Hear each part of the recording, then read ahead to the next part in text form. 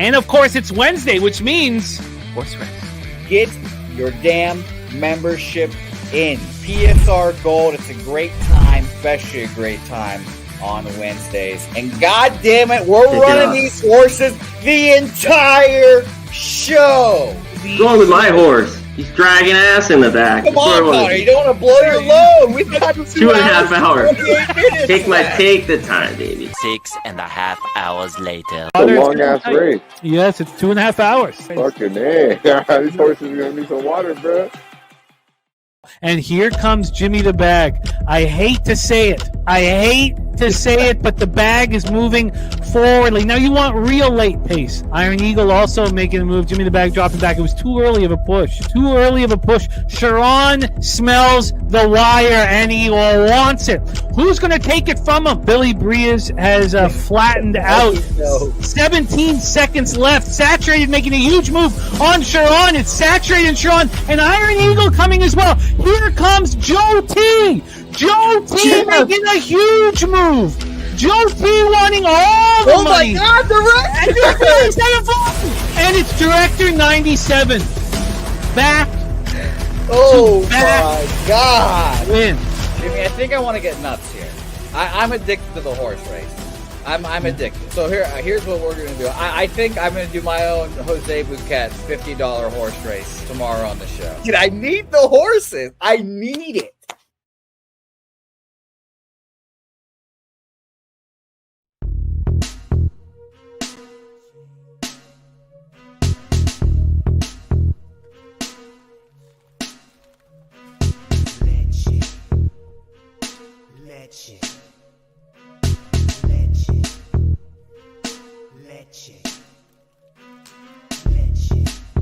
Get 'em, Jimmy, where low shack at? The bottle's getting empty up the crack and we stacking chips, all of it's what I want. Plus money winners, that's what I'm on. You can say I'm gone. I prefer elevated pub sports radio. Time to get educated, get produced, leave the juice, letting loose with so much abuse that the bookies wanna call a truce. They getting slaughtered. Can't forget Jeff and low baggers in the chat. That's a lethal weapon 'cause we be pubbing.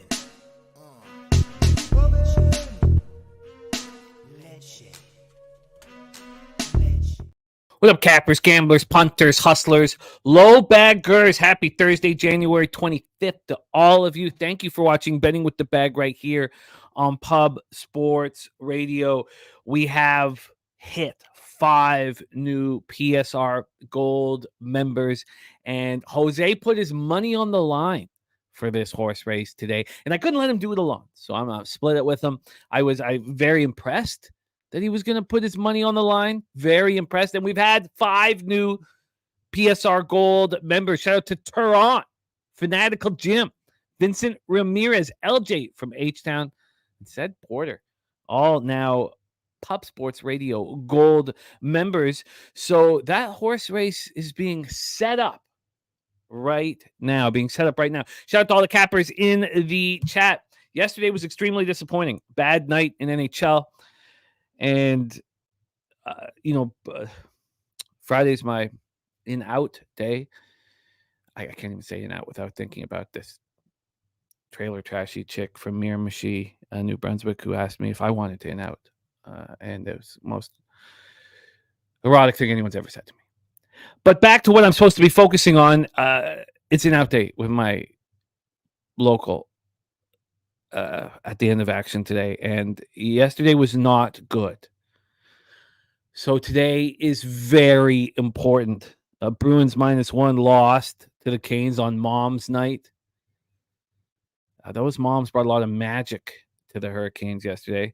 Canucks -1.5. To make matters worse, I live bet them. P.S. Suter gets a hat trick, takes us into overtime, and no money for you.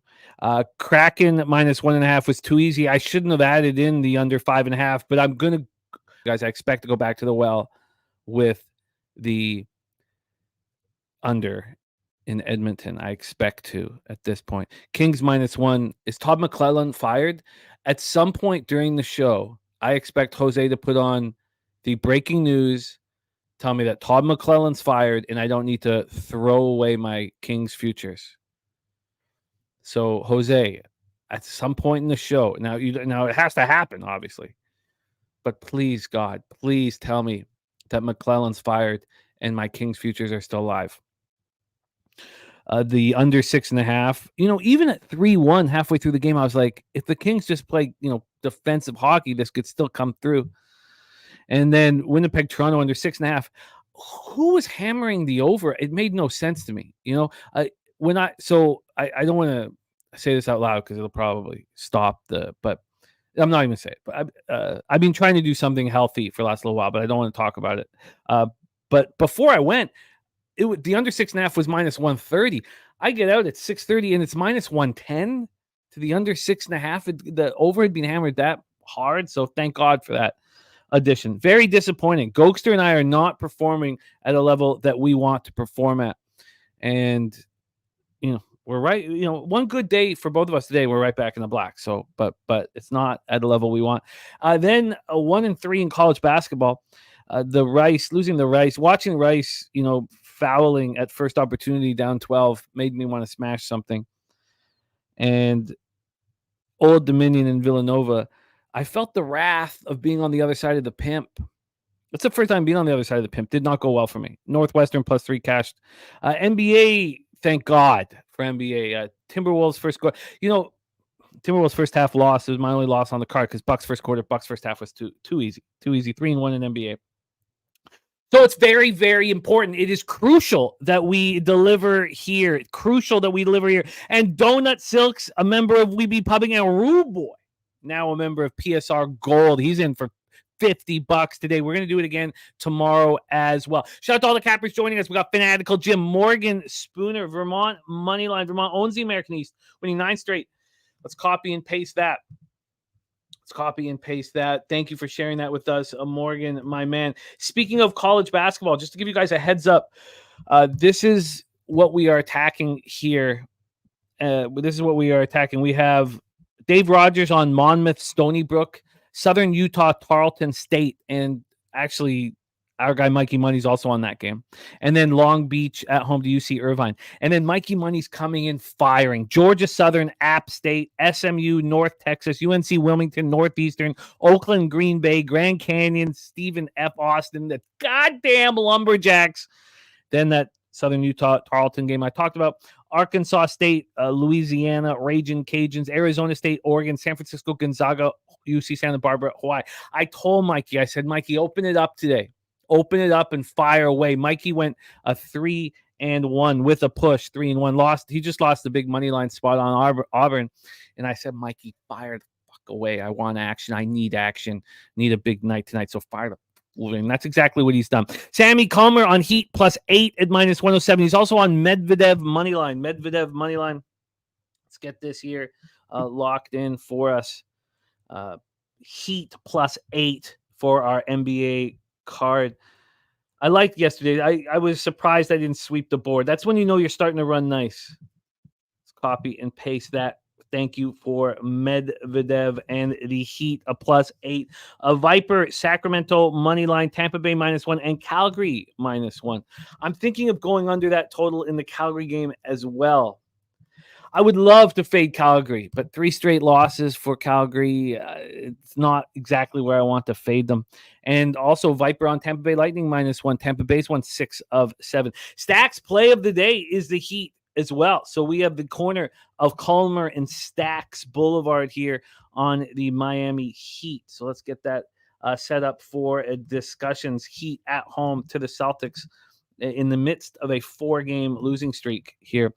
And Justin McKelvey says, got to miss first part of the show. Oh, juice. Oh, wow. Okay. So Justin, got to take care of some family stuff, man. Go get it. And we love you, man. Go get it. Yeah, we'll get back to capping as soon as we possibly can, and we love you, man. Billy Friedrich had to re-up his bankroll. Needs to be more selective moving forward. He says, yes, let's have a big day today. Truth Teller cashed out another 100 units. 100 units. There's razor sharp picks in the house. 3-0 sweep in NBA yesterday. I love it. Razor running nice. There's the nuke worker in the house. Danny Comer says, I see Sammy and Justin both on the Heat. Yesterday, Scary Terry shot very poorly, and he was the only player on either team with a double-digit plus-minus to the negative. It could take a couple days for him to get comfortable, or he could go off and have a huge game tonight. If you're going to bet on Miami, you might as well same game parlay it with Rozier points or something like that. I love it.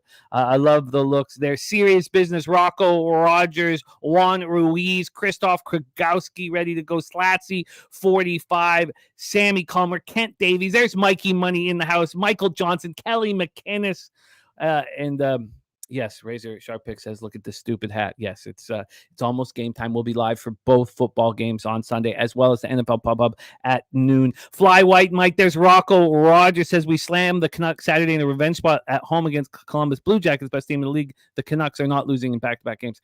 It's wild to hear anybody say that the Canucks are the best team in the league. It's just such a rarity for me. Fly White Mike ready to go. Dan Kelly has head-to-head matchups. Aberg plus 114 versus Morikawa. He is on Aberg.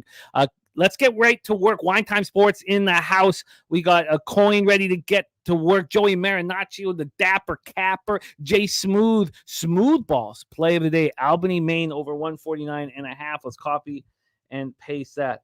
Let's copy and paste that. Lock it down here. Smooth Balls, play of the day. Philly Eagle Flyer, Brent Cooks. His abs was easy. Also, abs McKinnon, natural hat trick in 9 minutes. Well, that's just unbelievable. Absolutely unbelievable. Love to see all you guys. Joe T ready to go. Everybody ready to rock. So let's get right after it.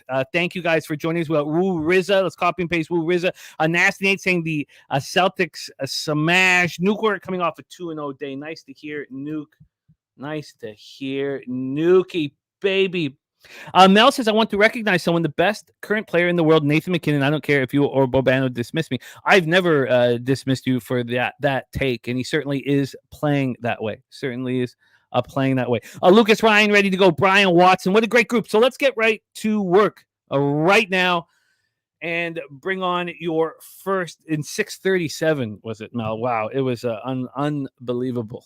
Unbelievable. I can't believe my whole plan was to fade the Capitals on 3 of these 4 games. I faded them on the first game. I didn't against Minnesota Wild. And then I was, for some reason, oh, God, the Capitals are just a must fade. And now that they've lost 3 of their 4 games on the road trip, I don't know if I really want to fade them. I don't even know if I want to fade them here. I'm leaving money on the table, not fading the Capitals. I've been talking about fading the Capitals all year long. All right, before we bring on your first guest, let's get our horse race up.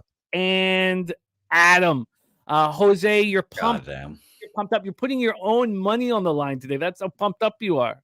I love it. I love watching the horses run. There's nothing better in this world than watching animated ponies run on a track for 2.5 hours. There's nothing better, Jim. There's nothing better. We have 35 horses on the track today. And let me tell you, Jim, it took a while to get them in their canals. It took a while. I love it. Sorry, I'm just sending you a message. Is my audio shit? Beautiful. So 35 horses ready to go.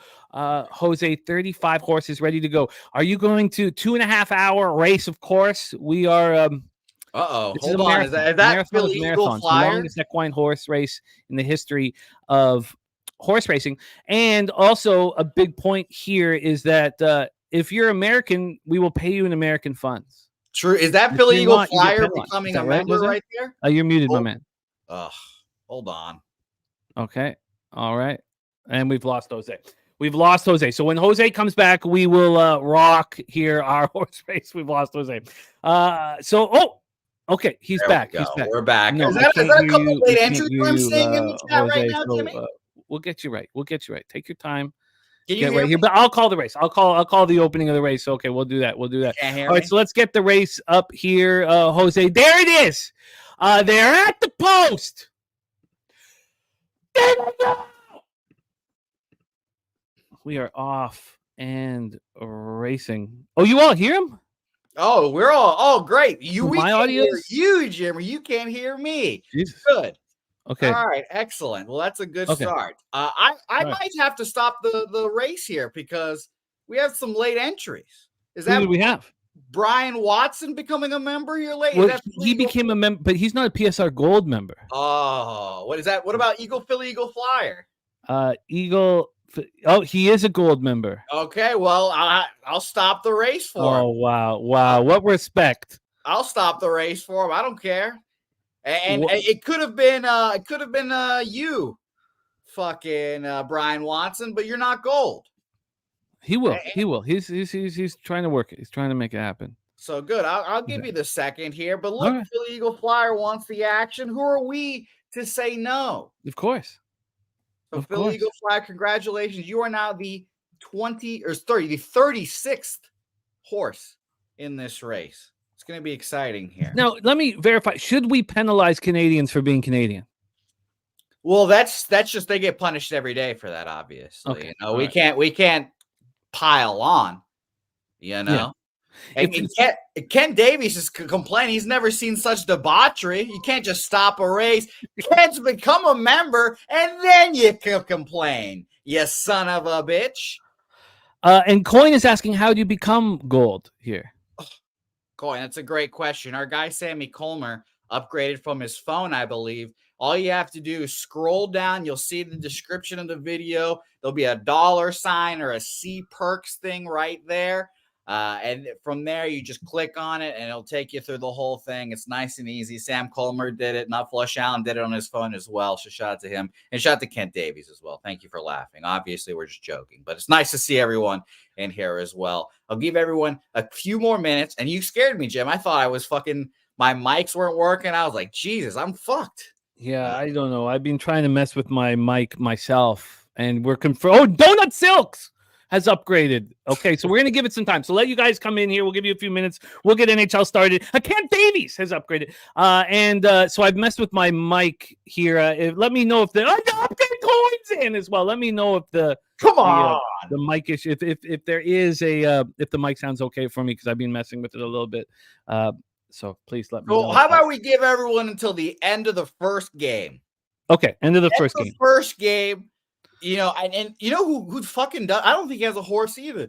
This asshole that's sitting backstage just lounging about. He slaps his own ass watching horse races. He can't get in on this? You son of a bitch, Gogster. I'm shocked. What the hell? Am I not a member? Gogster. Jesus, look at this. And Lucas says bulbous.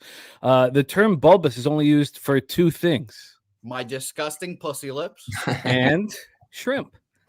There we go. Yeah. There we go. I gotta jump on it. I know. I'm sorry. Cody Norton is now a PSR Gold member. Cody's in.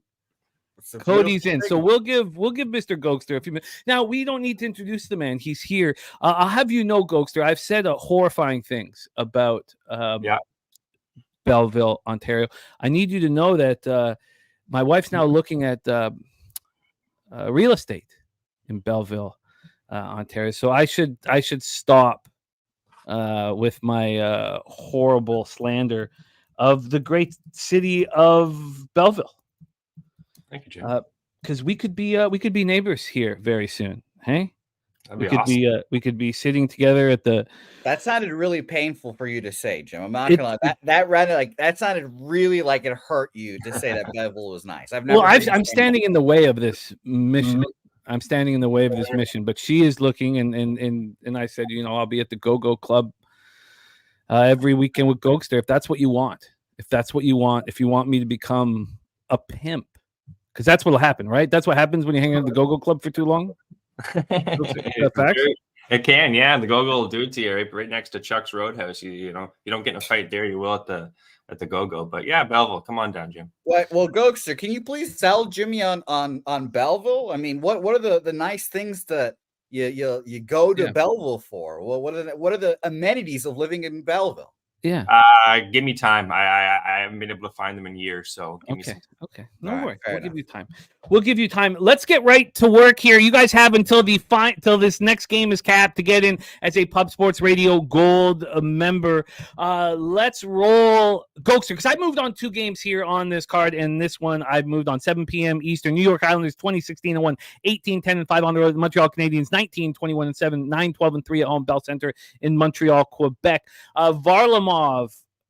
in between the pipes, I have a sneaking suspicion that Semyon Varlamov is going to be spectacular with Patrick Waugh watching him. And I'm not saying tonight, but I'm saying that Sorokin better step up or he will lose his job by the end of the season.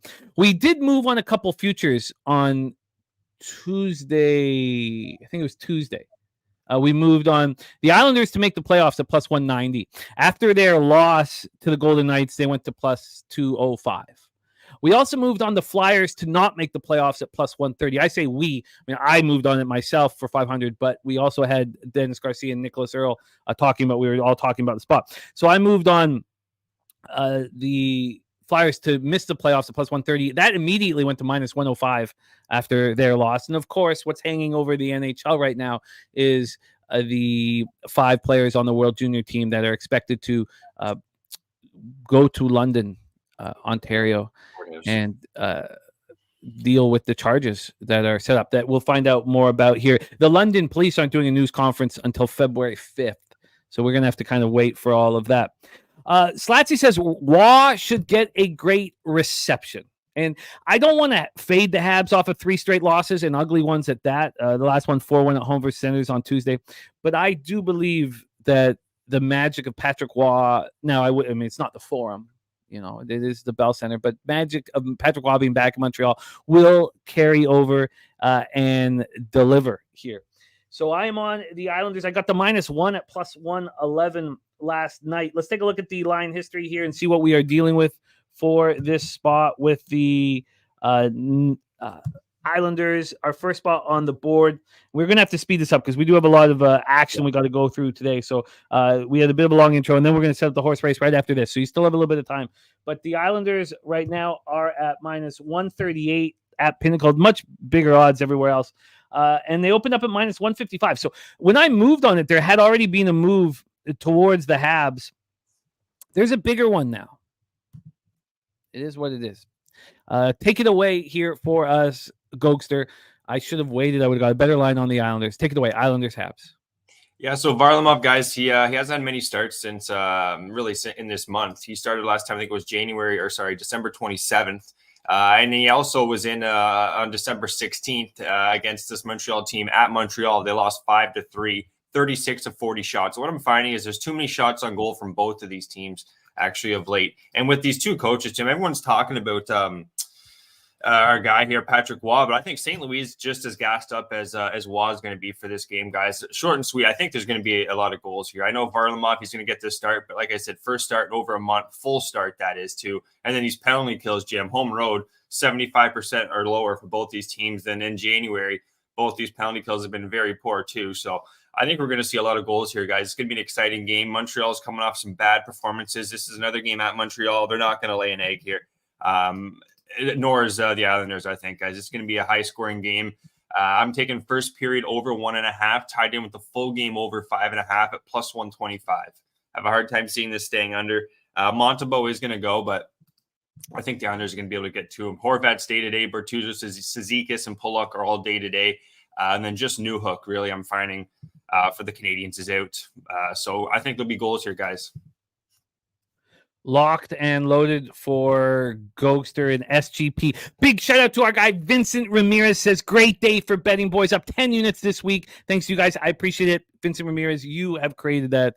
You have done that. That is all you, my friend. Great work, Vincent Ramirez. There's Nordy in the house.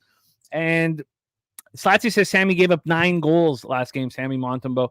This is more my belief is that I know that the Habs are going to play hard. They play hard for Marty, St. Louis, but I just think that the Islanders are going to play, as hard as possible. And they outplayed Vegas in that 3-2 loss. I watched that loss, so I'm locked in. I'm on the Isles -1 here, and our guy, Mr. Gogster, is on first period over 1.5 and the full game over 5.5 at plus 125. Let's move on to the next spot on the board, 7 p.m. Eastern. Boston Bruins 29-8-9, 13-5-6 on the road to the Ottawa Senators. Before we go! Oh, you're right. You want to get us started? You want to give us the opening? I think the guy that slaps his own ass should start this race. Okay. Can you get us going, Gogster? Get us going. Do I give a hi-ya? Of course you do. Of course you do. 3, 2, hi-ya! There we go. We are off and racing. And Dutch Boy Fresh fires out alongside Donut Silks and Joe T. We got Turan on the inside making an early move. Still 2 hours and 14 minutes left of racing. And Jose Bouquet in the white horse, Atreyu, over there flying. Same with Kong's Clips. Kong's Clips making an early move. We will come back to the horse race often. Good luck, everybody. $50 to the winner if you are American. And those are only Jose and I's rules. Those aren't Jeff's rules. So and not French Canadians, obviously. Well, no, because K Wolf, I like K Wolf. He's not in. Fuck him. Okay, sure. All right. So we are rolling. Good luck, everybody. Good luck, everybody. It's Marcus McCarthy in the house. All right, let's move on to this Bruins spot here. So I'm trying to gain confidence to do this, and I wanted to talk a few of these spots here out, and this is one of them. So let's get right into the line history here of the Senators at home, who've looked like they're starting to play a little better hockey right now. They are opening up at plus 113. They're now plus 120. The Bruins minus 127, 5-cent move to minus 132 right now. And from a total side of things, we are dealing with a 6.5, slightly juiced to the over. It's been a 4-cent move to the over, so not much there. And we have Swayman versus Korpisalo. Korpisalo may have turned a corner. We've said this before about Korpisalo. We said this about in his tenure with the Blue Jackets, but I feel like he may have turned a corner here over the last little bit. And the Bruins are on the second half back-to-back after having their 5-game winning streak snapped in a 3-2 home loss to Carolina last night. And I believe that the Bruins should be faded on the road. Now, they had just finished a 4-game road trip where all 4 games went to the extra session. They lost the first 3 and they won the last one. They've won 13 of 24 games in regulation on the road, and I think they're overvalued on the road. I want to back the Senators, but I wanted to talk it out. Sammy Comer looking at the draw. Philly Eagle Flyer on Bruins money line, the over 5.5, same game parlay, and first period, both teams to score. So let's hear from our guy, Gogster here. Now, Ottawa special teams being a big problem, 15.1%, 73.6% penalty killing, but Norris healthy right now. I feel like if the Senators are going to step up with Jacques Martin and Alfie, that this would be the time here. Take it away, Gogster. Yeah, I don't disagree with that, Jim. You're right, though, with the power play. They need to figure out this power play. 5% this month. Like, they're doing absolutely nothing. 14% at home. And then what we're getting from Korpisalo, guys, is his best hockey all year. He's allowed 5 goals in his past 3 games. He was doing that 1 game earlier in this month. So that was against Montreal, though, Jim, twice, and Winnipeg. That's impressive. But Ottawa's had Montreal's number. So I think it's been 8 in a row. Ottawa's beat that team. So against Boston on the other side, Swayman's going to go here. It was my fault. I had Allmark. That was my fault there. He played last night. But Swayman's been really good. He's actually had 6 overtime. 6 of his 13 games, Jimmy, have gone to overtime. So, a sprinkle on overtime here with how good Korpisalo is playing too. I wouldn't shy away from it. I don't think this is going to be as high scoring a game as maybe we think. I have a lean to the no goal first 9 minutes, 30 seconds here. Just the way Ottawa's been playing and Korpisalo at home, back-to-back for Boston too, guys. They were at Carolina last night. It's going to be a no play, but I don't feel as strong as this Ottawa game as I have in the past. I think it's going to be tight. I really do think it's going to be tight. Lower scoring game. I don't think we're going to see like that 5-3 kind of hockey game here. I'm thinking like a 3-2, a lower scoring game here, guys. That's kind of where I'm going.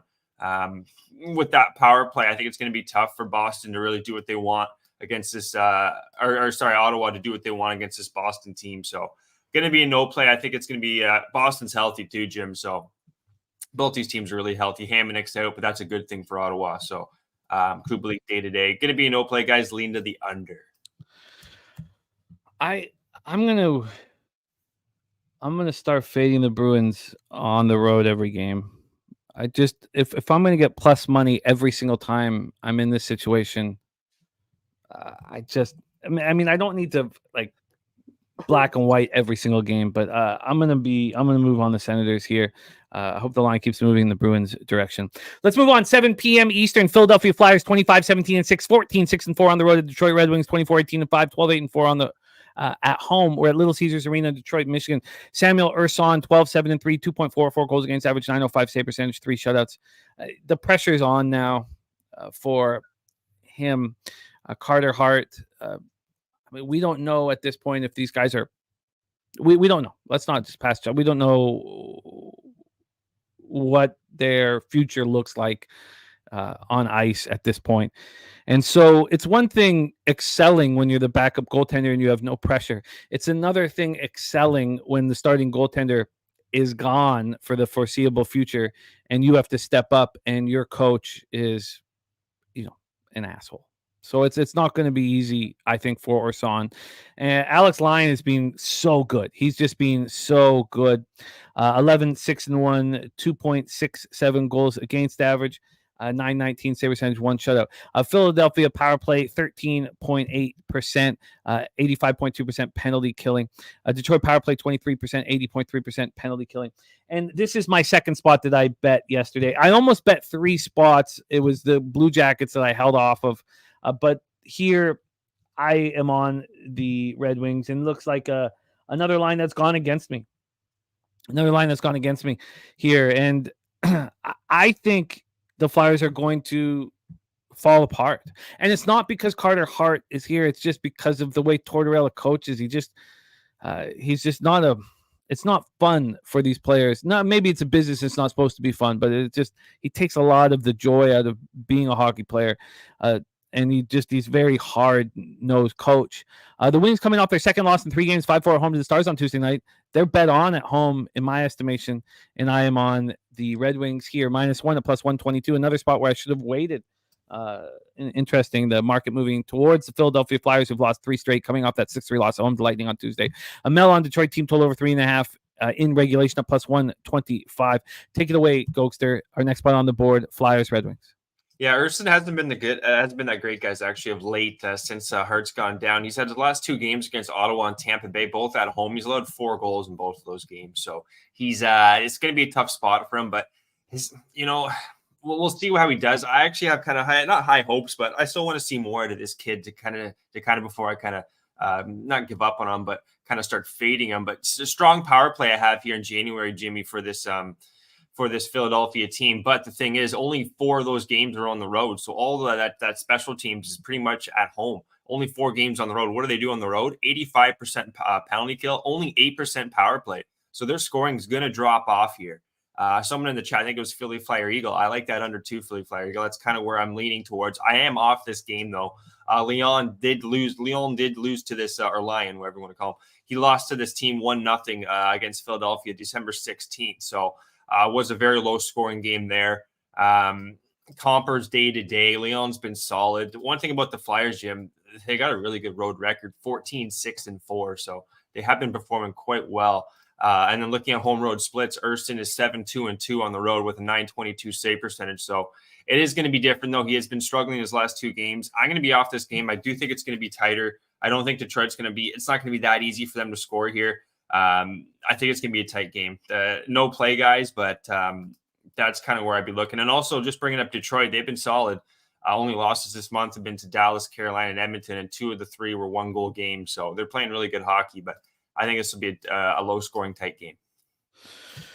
I hear that. Ronnie says, I agree with what you say about Tortorella, but wouldn't history suggest that usually happens in 2nd or 3rd years? Methods have proven to be effective with young, hungry teams. Look, he keeps getting jobs. So, Ronnie, that he keeps getting jobs. So there are people who like what he's done, and he's gotten the most out of the Philadelphia Flyers. And, usually happens in the 2nd or 3rd year. We're there at the 2nd year. So, I mean, it should happen very soon here. But he's look, I can despise what he did in Vancouver and say that what he's done here in Philadelphia has been okay. It's good. It's been good, in fact. I'm on the Red Wings -1 at +122. Is there any action here for you, Gogster? No action here. Move on to 7 p.m. Eastern. Arizona Coyotes 23-19 and 3, 8-10-3 on the road at Tampa Bay Lightning 25-18 and 5, 15-5 and 3 at home at Amalie Arena in Tampa, Florida. I talked about the issue of Dumba being hurt, and we saw it in play. One problem, though, I should have been on the Panthers on the puck line. That ate at me all day.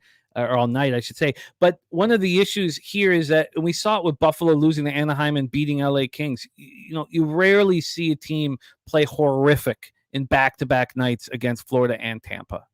And it's just, I've seen it for too long, which is going to keep me off the Lightning, even though they're playing so well. The Coyotes were horrific last night, and now they get to go right back onto the ice.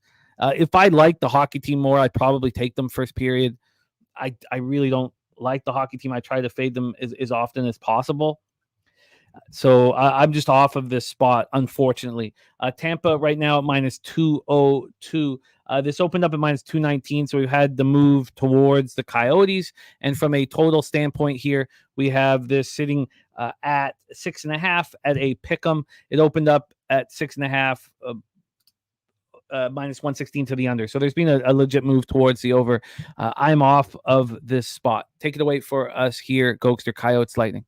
I'm off this spot too, but the more we're talking about, I kind of want to take guys Coyotes first period here and a bounce back. They had Vejmelka going last night. He's not been nearly as good as Ingram, guys. Ingram 3-1-1 last 5 games, 941 save percentage, just goalie for Arizona, and then a 922 on the road. So this is going to be their best chance. And like Jimmy just said, they're coming right back after that bad performance.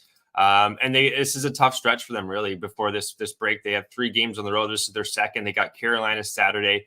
And if you remember this game, guys, it was like minus 115. Tampa Bay was the favorite at Arizona. And we were all questioning this game, and Arizona beat them 3-1. Now it's minus 200. So I don't know if they're going to beat them full game, but first period, I might add this one on after the show, guys. Depending on what it's probably going to be a nice number, like plus 150. I really think with this goalie and just after that bad performance, Sergachev, Cernak, Jeannot, they're all going to be out, and Fleury. They're not coming back till at least after the break. So I think this could be a good spot first period, just a bounce back spot for just that nice plus money here, guys. It is their 3rd game in 4 nights too for Arizona. So I am a little worried maybe second, third period, how they're going to perform. But Tampa Bay have won 4 of the last 4 meetings too, dating back to 2019. So I strongly lean towards the Arizona first period here, guys. Money line. If I believed in the team more, I would be right there with you. Rocco Rogers on the Tampa team total over. Slatsy also on the team total over here. And I'm off of this spot. Billy Friedrich says off this one, but could easily get on Yotes on the puck line. I'm off this spot. Let's talk about a spot that I've been staring at for a long time. 7:30 p.m. Eastern. There's our guy Markel in the house. What up, Markel? New Jersey Devils 24-18-3, 14-7-1 on the road at Carolina Hurricanes 25-15-5, 13-5-4 at home at PC Arena in Raleigh, North Carolina. So Millsy, what's happening? We got Millsy MMA locker room in the house. Devils 24-18-3, and they've been a very good road team this year and last year, but I just don't believe in them on the road here. And I don't want to get too caught up in the mom's trip, but it's hard not to factor it in a little bit. They just seemed so pumped up. Those moms were hilarious when they did the starters in the dressing room. It was very funny, but they were so pumped up too. And, like Martinook's mom lost her mind when he scored, and they're so intense, and there's something special about it. I don't want it to be in my head, but it's obviously in my head. Second half back-to-back after their second win in 3 games, 3-2 at the Bruins. The Devils coming off their second win in 3 games, 6-5 in overtime at home over the Knights. I thought that was a bad spot for the Knights. Should Carolina be this big of a favorite? You can ask yourself that. They opened up at minus 159. They're now at minus 155. This line isn't really moving. And then from a total side of things here, we have a 6.5 at minus 107. And you can't trust the goaltending for either team. So maybe I should just stay off of it. Take it away, Gogster, Devils, Hurricanes. Yeah, that's valid with the goaltending. Devils here, guys, they are 14-7-1, but there's so many injuries with this team. They got Pilots day-to-day, no sack. Jack Hughes is there. They got a lot of injuries, but they're still able to score goals. I'm looking at this Hurricanes team, Kochetkov, Anderson. Anderson could be back on Saturday. But I think there is going to be a bit of a letdown here for Carolina, and it's going to be in the first period, Jim. That's where I'm going to go towards. First period, guys, I'm going to be taking the Devils on the money line in the first period, plus 120. Nico Dawes, guys, he's going to be starting for the Devils here. He's actually had 2 really strong road games this year against Boston and Florida, 68-71 save. So I think this is a sneaky spot. The number seems pretty high, kind of like what you're saying there for the Devils. I know they got a lot of guys out. And then also here, they won 5-2 at Washington January 5th, lost 2-1 next day versus St. Louis. That's Carolina. So when they were in a situation there where they were at Boston last night, right? Yeah, they were at Boston, just like they were at Washington back on January 5th. The next day against St. Louis, they lost that game 2-1. That's kind of, and that was St. Louis. I'm going to also tie this in, guys, with an under 6.5 minus 107. I think this is going to be a lower scoring game. Ranted too, you want him at home. All of his last 5 starts have been at home. And he's only made 53 saves in his last 3 games. That's telling me the defense in front of him has been really strong in Carolina, guys. So should be a lower scoring game, but I think if anything, the Devils are going to be able to get him in the first period. So 2 plays in this game, guys. First period, Devils money line plus 120, and then a lower scoring game here on a back-to-back for Carolina, under 6.5 minus 107. Yeah, I get the looks. I think I'm going to end up staying off of it here, but I hesitantly. 8 p.m. Eastern. Next up, Anaheim Ducks 16-30-1, 9-13-0 on the road at Dallas Stars 28-13-6, 14-8-2 at home. We're at American Airlines Center in Dallas, Texas.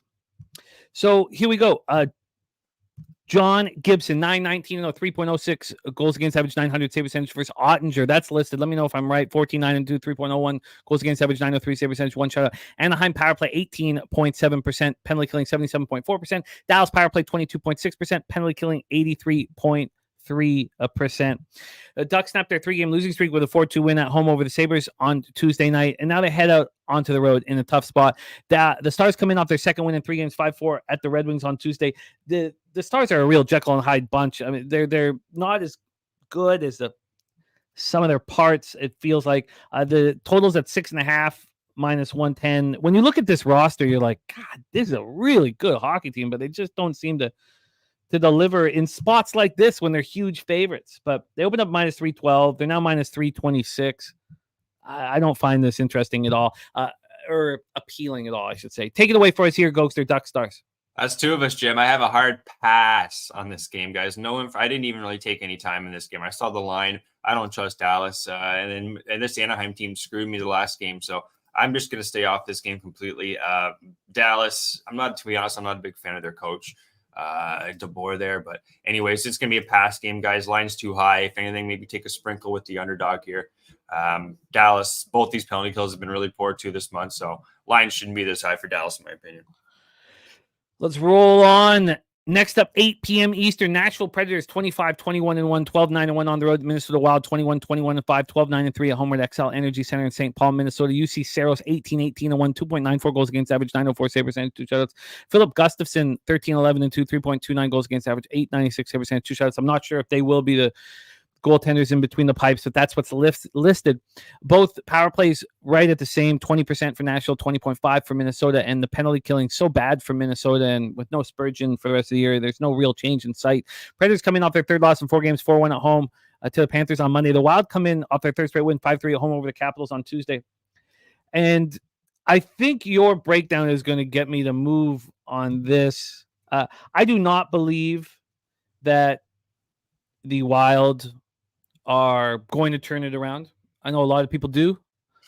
A lot of people think they're going to turn it around and make a run. I don't think that is the case. And I understand why this isn't the Predators plus 125. I could have got them at plus 111. Now it's down to plus 102. I get the idea that it's moved to Nashville. I like the spot to fade the Wild here, after their easy win against a horrible Capitals team, and the Predators, have lost 3 of 4. Maybe your breakdown will get me on it. But shout out to our guy BT. BT upgraded to PSR Gold. Respect to our guy BT, part of the fam here and a gold member. Take it away for us. And Morgan Spooner says, like Grand Canyon, like a lot. I expected on my card. We are talking about that game here with our college basketball experts. But take it away, Gogster. Predators, Wild. Yeah, a couple more games here, guys. Predators, Wild.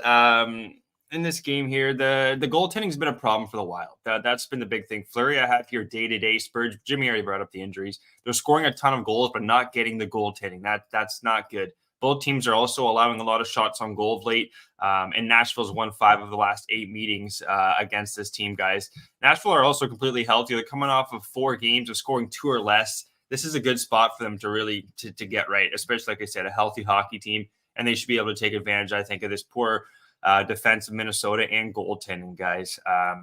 This is short and sweet. We're taking Nashville, Jim. I just, with Gustafsson, he hasn't been he's been pretty bad, to say the least. Bringing up his numbers here, guys. He's 3-2, 3-7-5. At home, he's been a little bit better, but his last 5 games, he's got a 5.08 goals against, 871 save percentage. And this is a tough spot for a Predators team that I think is pretty hungry. Saros hasn't had the results. He's 2-3 with a 0.932 save percentage, Jim. So kind of like what I was saying, they just haven't been scoring Nashville, but this is a perfect spot, I think, guys, for them to get right. I'm taking Nashville and the over 4.5 at +145. Minnesota can score. It's just they have a tough time closing teams out. I think they're gonna have a tough time. They have won their last 3 games here. I'm seeing with Gustafsson 5-3, 5-2, 6-4, but that's not a good recipe winning games. That they need goals, and I think Nashville I think they're in a good spot here, Jim. So also penalty kill has been really poor for the Minnesota Wild. Not a good recipe, I think, against Nashville. I love it. I love your bet. I'm not sure if I'm going to put my cash out and say Minnesota stops winning right now, but I'd love to back the Predators, and I think that the line is telling here. I feel like I'm probably leaving money on the table. Predators are 12-9-1 on the road, while they're 12-9-3 at home. I mean, that's why there's no big plus line on the road team here. Let's move on. 9 p.m. Eastern. Columbus Blue Jackets 14-23-9, 5-10-5 on the road at the Calgary Flames, 21-21-5, 11-10-1 at home. Scotiabank, Saddledome, and Calgary, Alberta. Elvis Merzlikins here, 8-10-6, 3.29 goals against average, 903 save percentage. And Markstrom on the other side, 2.64 goals against average, 910 save percentage. He's been much better over the last 6 weeks, 2 months. Both power plays are horrific, and both penalty kills are good. Jackets coming off their second straight loss, 4-1 at the Oilers on Tuesday. And I came so close to betting them last night. So close. But it was just my only issue here. And the line's been moving towards Columbus huge, which it should. There was even another 10-cent move this morning. So it's moved 18 cents towards Columbus from +178 to +160. The problem is just that Calgary's lost 3 straight. And this is not where I really want to. Brian Watson said some capper has his game of the month on Nashville. I love it. Yeah, I love Nashville tonight. Brent Cook says, you guys are killing me. I thought this was a wild spot. Come on. Look, Brent, trust your cap and trust your gut here. I think it's there's a reason why the market's moving towards Nashville. Do you want to? I don't have the conviction at this point to move on them, but I wish I had the conviction to move on Columbus. But Flames, after 3 straight losses, they're going to come with a good effort here. And I imagine it'll be defensively. And I'm going to move on the under 6.5. I thought at the beginning of the year that we wouldn't get 6.5s in Calgary games. And maybe this is coming because of the Jackets and their, poor goaltending. But here, this total opening up at 6.5 -1, the 7-cent move to the over. I don't expect Calgary. But I have seen these two teams play where I'm like, well, there's going to be no power play goals. Like, who's going to deliver? And they've scored 8 even strength goals. So it's but I'm going to move on the under 6.5 in this spot. I don't see where the goals are coming from, especially if Calgary plays a much more accountable game. Take it away for us here, Gogster. I love it. Said Porter, new member, respect. Said, love having you rocking with us. Take it away, Gogster. We have 1 game left before we get into college basketball. This is the last one I have action on here, guys. I don't know if it's going to be Tarasov, Jim, or Merzlikins. I don't have any confirmation on that. Both these goalies, though, a lot to be expected. They haven't been performing the way they should be. They haven't been able to put 60 minutes together either. This Columbus team, guys, they're better though. I think they're better than what their scores have been indicating. Defensively, still no Werenski, but this team has so much offense. They got a lot of good young talent. They're tough. They're a fun team to watch. Actually, I was watching Columbus against Edmonton, guys, and they're hard, good skating team. They're so young. They have so many different options. They're not your traditional, where they're going to score goals. They're just unique way they play the game. It's kind of fun to watch, actually. But they are, like I said, 5-10-5 on the road. They just haven't had the goaltending. And then Columbus here, they actually lost. Calgary lost against Columbus 3-1 with Markstrom too. October 20th. So Columbus has beat this team. And then also another thing I brought up on the show, guys, Tuesday was Columbus has scored now in 7 of the last 9 games, Jim. They've scored in the first period, this team, and they did it again against Edmonton there. So where I'm going to go here, I was going to take both teams to score in the first.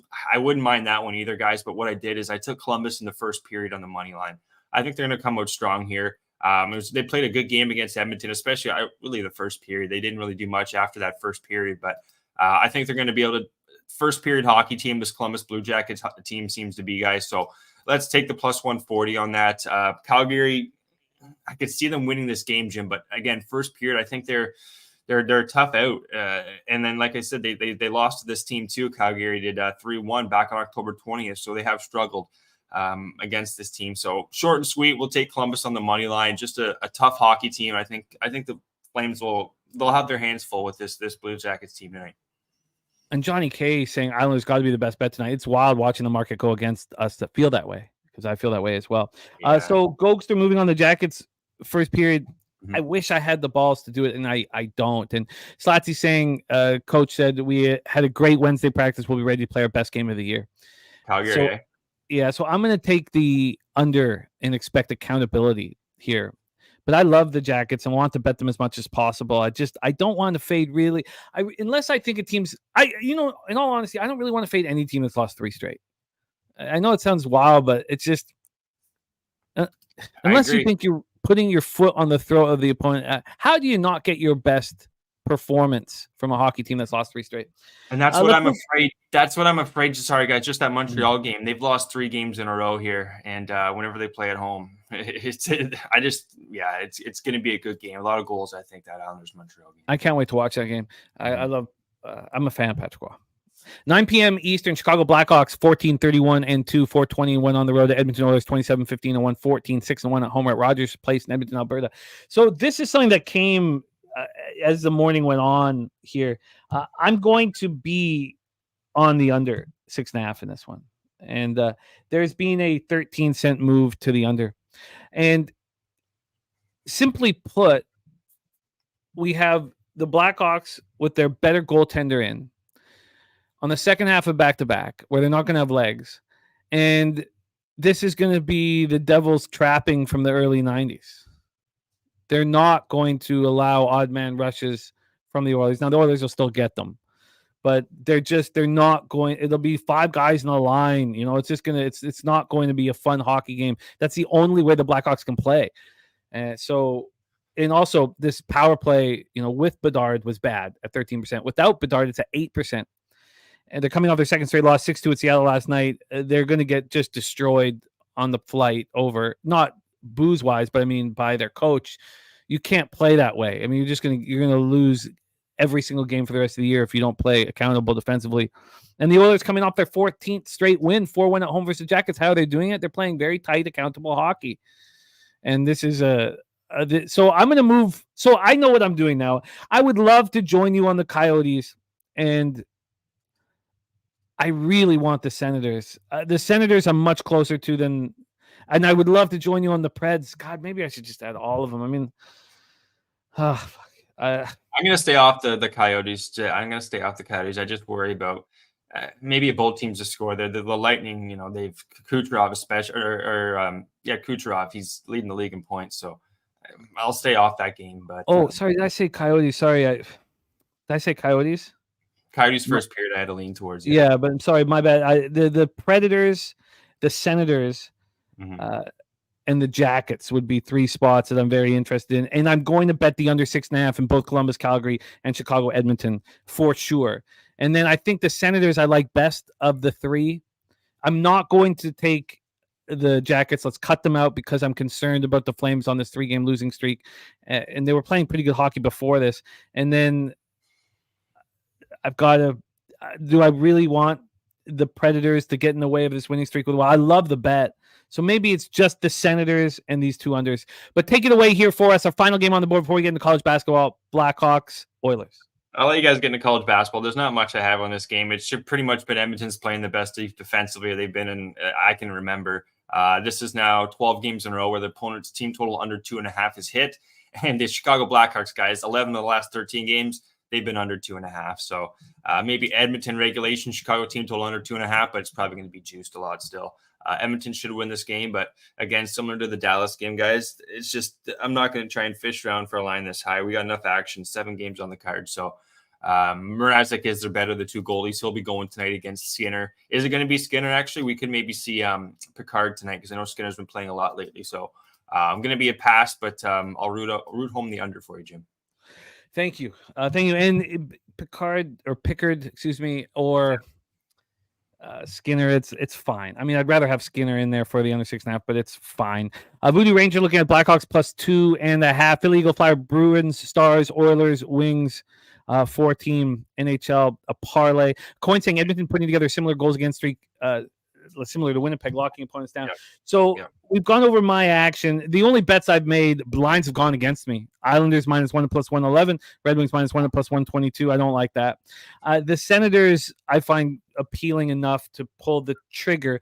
It's the one of these 3 spots where the line's moving against me here. And then I'm going to be on the unders in both of those 2 late games here. Gogster's action here for us on this huge card. Gogster, let's pull it up here. Gogster 99. He's tweeted out all of his action. He's on New York, Montreal, first period over 1.5, full game over 5.5 plus 125. New Jersey, first period money line at plus 120. New Jersey, Carolina, full game under 6.5 at minus 107. Nashville money line in the over 4.5 at plus 145. Columbus, first period money line at plus 140. Gogster, love rocking with you. Follow Gogster on X at Gogster 99. Gogster, any last words for the Cappers supporting the show, my friend? Just want to shout out everyone in the chat. Good luck with the horse race today, guys. I'm definitely going to be a gold member. That's on me. That's on this guy. For the next time we do this. Best of luck today with your picks, guys, and all the action. Like I said, tweet them all out, Gogster99. I also got golf picks, guys. I always give out my golf 6-pack for you, so you can check that out there. And yeah, Jim, pleasure as always talking hockey with you, man. I'll see you next Thursday.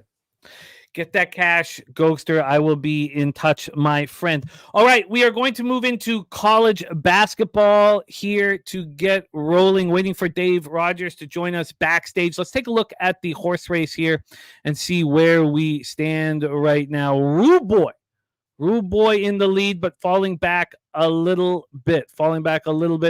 Then we have Crystal Craig up front. Crystal Craig, still an hour 42 left in the horse race. Sean Pulliam right there. A lot of horses in a line.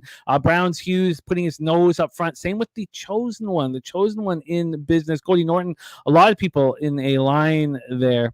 So we will see how this bangs out. $50 on the line for the winner of the horse race. And this is Jose delivering. Wednesdays and Fridays will be us.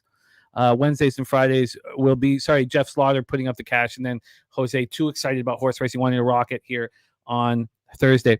And Ian Shaber going to change his handle to a horse name for sure. I like it. And we have look at Chris Boggin. Chris Boggin's been delivering here. Joey Marinaccio going with Director 97. Unbelievably won 2 of our 3 horse races thus far. We'll see if Mikey Money will be ready to go. We don't have Dave Rogers here for us. So what we should do is set something up for you guys here. We were sent a couple videos in. We have some special guests here on today's show, NBA cappers here. So introducing 2 NBA cappers to the show. You'll probably see more of them here over the next little while. And we have our first capper joining us, moving on Utah Jazz at Washington Wizards. Utah Jazz at Washington Wizards, Capital One Arena, Washington, D.C. We will cap this game fully with our guy, Darryl Rice, but we would like to show you best bet play of the day sent in by a capper who wants a bigger role on this show. We want him to have one as well. So Utah Jazz, Washington Wizards, a play of the day here for you guys right now. Folks, my feral Americanans, listen, man, we got a bet on basketball today. We got some tired Wizards. You're up all night, man, watching Matlock. They just played last night. They're not going to be ready for Laurie. Not that Laurie, man. It's a dude. Laurie Markin has got hairy legs. He's going to go off, man. He's going to be good. You'll see. 35.5 points and rebounds. We're going to go with a player prop. Biden's bets, man. Come on, get with it. And if you ain't with Biden, well, then you're not black. You're not American. You know what I mean, man. Come on. Over 35.5 points, rebounds, and assists for Joe Biden. We'll be tracking all of Biden's action here. We will see if Biden can heat up. And he's on Lauri Markkanen over 35.5 points, rebounds, and assists. Now, Biden's not the only capper that sent in a video here. We have another best bet video. Now, this is for the Denver Nuggets at New York Knicks. Denver Nuggets at New York Knicks. And we'll see. This is a new capper wants a bigger part on the show. So let's see what he has to offer us here. Jimmy, my fellow Americans, I just had to get in on the fun. I hear Biden's giving out picks. I had a day off from court today. It's so sad my lawyer, she got a little case of the coronavirus or something. So sad I can't face these fictitious charges today. I'm going to give you a winner. Not like Lauri Markkanen. Joe Biden, of course he'd pick a man who identifies as Lauri. It's like the most liberal bet on the board today. We're going to go with the New York Knickerbockers. And I can say Knickerbocker because I'm an OG, Jimmy. Don't you go saying Knickerbocker, they'll beat you up. New York Knickerbockers. It's a sharp pick. Less than 50% are betting on the Knicks. Nobody bet on me either. But look what happened. I was an underdog, and the Knicks are taking all the money because the sharp bettors know it's Knickerbockers for the win. Knicks from Trump moving on the Knicks, plus 2.5 at minus 110 over at Will Hill for Trump. So we have Trump on the Knicks and Biden on Lauri Markkanen over 35.5 points, rebounds, and this is Troy Torrance agreeing with Trump here. So could you inquire if Trudeau has some time for us as well? You know what? That is a great question. That is an excellent question. We'll see if Trudeau has an answer for us. Unfortunately, you can't trust Trudeau. Show up in blackface. Who knows what that idiot's going to do? So that is. But maybe we'll give him a shot here. But Trump and Biden in. Let's bring on our next guest, and he is coming out firing on today's show. Absolutely firing. We got games aplenty, and he ran hot last night. Last night he went 3-1. 4-1 plus 3.05 units. Hit 4 out of 5 last night. The only one he lost. Rodney Barnes says, "Can you do Stephen Hawking next?" Yes, we have spoken with Stephen Hawking. So he has come up in conversation. We have spoken with him. So we'll hopefully get him in here as well. But let's bring on your next guest, fresh off a 4-1 plus 3.05 unit performance. And I can't wait to rock with him right now. So please welcome from the dirtiest of Chesters, our friend, Mikey Money, to the show. Mikey, how are you? What up, Jimmy? Let's go, man. We had ourselves a day yesterday. We're going to run it back. See that little bonus play last night. I hope you tailed me on it. Let's go. It was beautiful, and it was Nevada first half. I love it. Mikey, can you talk to us about how last night went for you? I've just got to plug something in here. I'll be 10 seconds. So talk to us about last night, and I'll be right back. It's funny. I couldn't tell you about the winners, but I could tell you about the losers. So let's talk about that one here. That's the way it goes in my book here. And, 4-1 day, be fine. But, Auburn and Alabama, what a mess. I didn't want to go head-to-head with our guy, C-Max. So shout out to him for getting it done. And, you look back at it, what happened there with about 13 seconds to go? Auburn's down 2. They got a chance to tie it up. They go to the charity stripe. They go 0 for 2. I'm like, what? Then they roll it back in and they get a foul. Of course, Alabama comes back, knocks a couple in. I was lucky to push that thing with 4. And, at the end of the day, we had the +4 and the money line. So if I hadn't double dipped, it would have been a nice little 4-0 day. But I own it. I double dipped intentionally. We look back at this thing. We saw Greensboro got the job done. We talked a little bit about fading that line movement opportunity. We saw that, when it comes to the home court of, St. John's, they literally, we talked about it. They beat up Villanova by 10 points on the Villanova court. Why should it change? Villanova shoots too many threes with the wrong guys doing it. And what happened out there?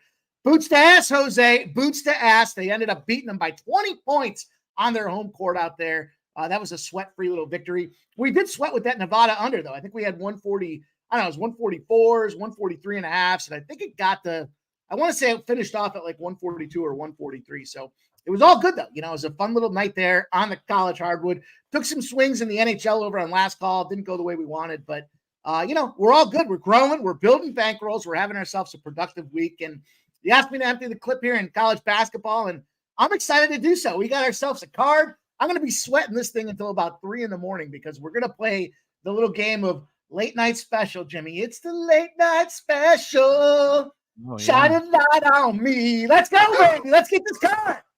Okay, let's rock and roll. Here we go. Our guy, Mikey Money, with a ton of action on today's slate. Let's get started. We start at 6:30 p.m. Eastern. Georgia Southern Eagles 4-15, 4-3 in the Sun Belt at the App State Mountaineers 15-4, 6-1 in the Sun Belt. We're at Holmes Convocation Center in Boone. Sweet, sweet Boone, North Carolina. App State winners of 4 straight. Georgia Southern's won 2 straight. Last 2 coming at home over Coastal Carolina and Georgia State, their rival. Now they lost by 28 at Georgia State, then beat them by 17 at home on Saturday. So both teams playing on Saturday. Let's take a look at the line history here for this one. We have it sitting at 16.5. Actually, let's move to 16. Again, we're using BetOnline openers. Don't forget our BetOnline link on our website, pubsportsradio.com. You get 100% bonus on new accounts up to $1,000. And our next poker tournament is in 8 days. Not this Friday, but next Friday at 8 p.m. Eastern. This opened up at 16.5, got down to 15.5. It's now at 16 here at BetOnline. And from a total perspective, we are sitting here at 141 flat. 141 flat. This opened up at 142.5 and has dropped 1.5 points. Then cash flow wise here. Oh, it's going to take me a second to bring it up. Unfortunately, here we go. Public betting. Sorry about that. Here we go. For our college basketball cash flow on this game. Remember, it starts at 6:30, half an hour early. 70% of the tickets and 98% of the cash is on App State, and this line is not moving. Wow. And from a total perspective, 62% of tickets, 88% cash on the under. Game 1 for Mikey Money. Take it away, Georgia Southern, App State. Yeah, I was just trying to do a little line shopping here because I see there's still a couple 142.5s out there, and my goal is to strike on this back number. So very much want to get involved with this under. You look at this Georgia Southern team, you know, they got a tremendous home court advantage. Let's start there. They won 10 first halves in a row. They've gone on to win 8 full games in a row at home. And you got a Georgia Southern team that's sitting there 4-15. I don't know who's betting on Georgia Southern or why, but if you're not familiar with the geography that is this college landscape, Appy State is this is probably next to the number 2 behind West Virginia. Difficult place to travel. You don't get home fans out there. It's in the middle of nowhere, stuffed in between a lull in the mountains. And, you know, it's the kind of place where you get poor cell phone reception if you get it at all. There's a sign as you drive into the area that says, make your last phone calls now because you're not going to get it when you get to the game. And nobody wants to get involved in that thing. What does that lead to out there? Lower scoring opportunities. You know, again, we look back at this thing, you know, Appy State, 5 straight unders in a row. They've got 16 straight unders in a row when it comes to their home court advantage. The other teams just don't come and show up. Then you look at this team and you kind of drill in the microscope in this matchup. You know, these two teams are averaging 137 points when they play head-to-head. So this number's dialed down for a reason, and it's continuing to fall because it makes sense. These two teams just don't score a ton of points. When they're at Appy Valley here, you see the totals in this game over the last couple of years, 132, 133, 133, and 126. So we still have a comfortable margin when it comes down to it. And what I like even better this year than years past, you know, Appy State's kind of one of the crown jewels of the conference, and, you know, they get the job done. But, you know, out come these guys and James Madison. We talked about it last night, right? We talked about that. We got that victory at -7.5 comfortably. What happens? It's a big team. Physically imposes their will. They pimp slap the opponent and they're just kind of rolling over and dying. And Appy State took that on the chin and came out there and stuffed James Madison out there. Not only did they stuff him, but they kept the score down as well. So this is a team that can play kind of both courts or both sides of the court. They win 59-55 outright at James Madison. Big factor for a James Madison team that can pop off 90 points at any given time. Georgia Southern does have a turnover advantage. They do average 13.3 turnovers, a game when it comes to the the defense overturning the offense out there, but they don't win those games. They're 1-5 in those spots. And, you look at the opportunity with these teams and how these match up here, West Virginia scoring 75 points a game. I get it. Big deal there. And then you look at the other side with Georgia Southern averaging just under 72 points a game in that spot as well. But, look at these schedules and kind of what's coming up. Georgia Southern's in the first leg of a road trip spot out there. And, here we go. Happy Valley getting comfortable at home. They got James Madison coming back in on deck for the revenge spot. They're going to want to D up. They're going to want to practice a few things and kind of stretch the legs out. This should be one of those games where they get to bring the backups in later in the game because they're stomping on Georgia Southern, which should lead to some lower scoring opportunities as well. And I referenced Georgia Southern in the Old Dominion spot. It's a travel element. So now you're going to take a shit travel spot as you move into James Madison. As you move into Happy Valley. Then you have to leave Happy Valley and you got to travel back to Old Dominion for this little back-to-back spot. Just to, think about like that movie Major League, right? When they start traveling and they go from the first class jets to the spin props there. Then they go from the spin props to the bus and how they expect the team to struggle in that element. These college kids are going to struggle in that element. I think it's a bad spot for Georgia Southern. I think it's going to be a low scoring affair, and I expect this game to go under comfortably. There was a big 1.5 move to the under here in the last hour. We can still get 141.5. So let's do that. 141.5, under 141.5 for Mikey, under 141.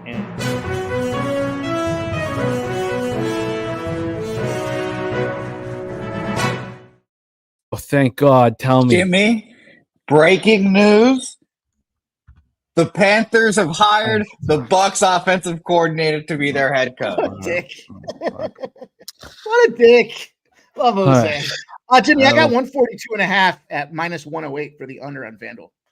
Oh, perfect.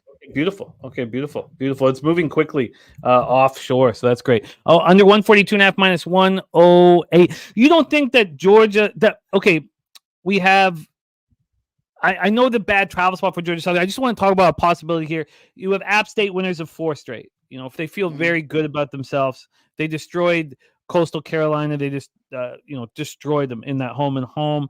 They beat one at James Madison. They've won 4 straight. They're feeling good about themselves. Do you don't think they could come in a little lethargic with a 4-15 team coming in? Could Georgia Southern carry over the strong play against Georgia State and maybe be alive for that first half?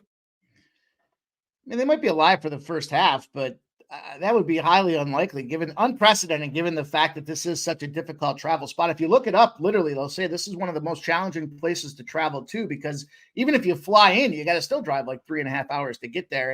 And that to me leans to the slower start. But if you look at this team, as far as kind of how Georgia Southern's set up, they got a couple double-digit guys, but Trayvon Spillers is averaging 13 points a game. Donovan Gregory averaging 12. These aren't guys that are averaging 16, 17s, and 18s. They're on the lower side of the bucket out there. So, a couple of those guys get shut down. They do shoot, fairly consistently, but on the other side of things, West Virginia, Appy State, 8-2 team. They're rebounding well. They average 40.1 rebounds a game. They got 15.4 assists. So they're moving the ball around the court, making the other team chase them. And just think that burns your legs out. They also hold opponents to 64.8 points a game. And that goes down even more when they get back home. So overall, does Georgia Southern shoot decent? Yeah, 42.8. We talked about yesterday, kind of that strike price, if you will, the number that we want to hit when it comes to these offensive shooting effectiveness is between that 38 and 42% margin. These guys are certainly on top of that, but you go to the road, that whole element changes, in my opinion. So yeah, could they come out there and be live in the first half? They could, but I'm not interested in taking, a 4-15 team on the road to come out there and smack them. I mean, they're getting 9.5 points in the first half. Sure. I mean, why not? But I think, based on the size of the card today, this is a better under spot for me. And, it's a lot of points to be laying for sure, but look at the 16.5. That line at minus 105 suggests it's going to move to 17 and continue to move on up. So Appy State should beat the brakes off these boys.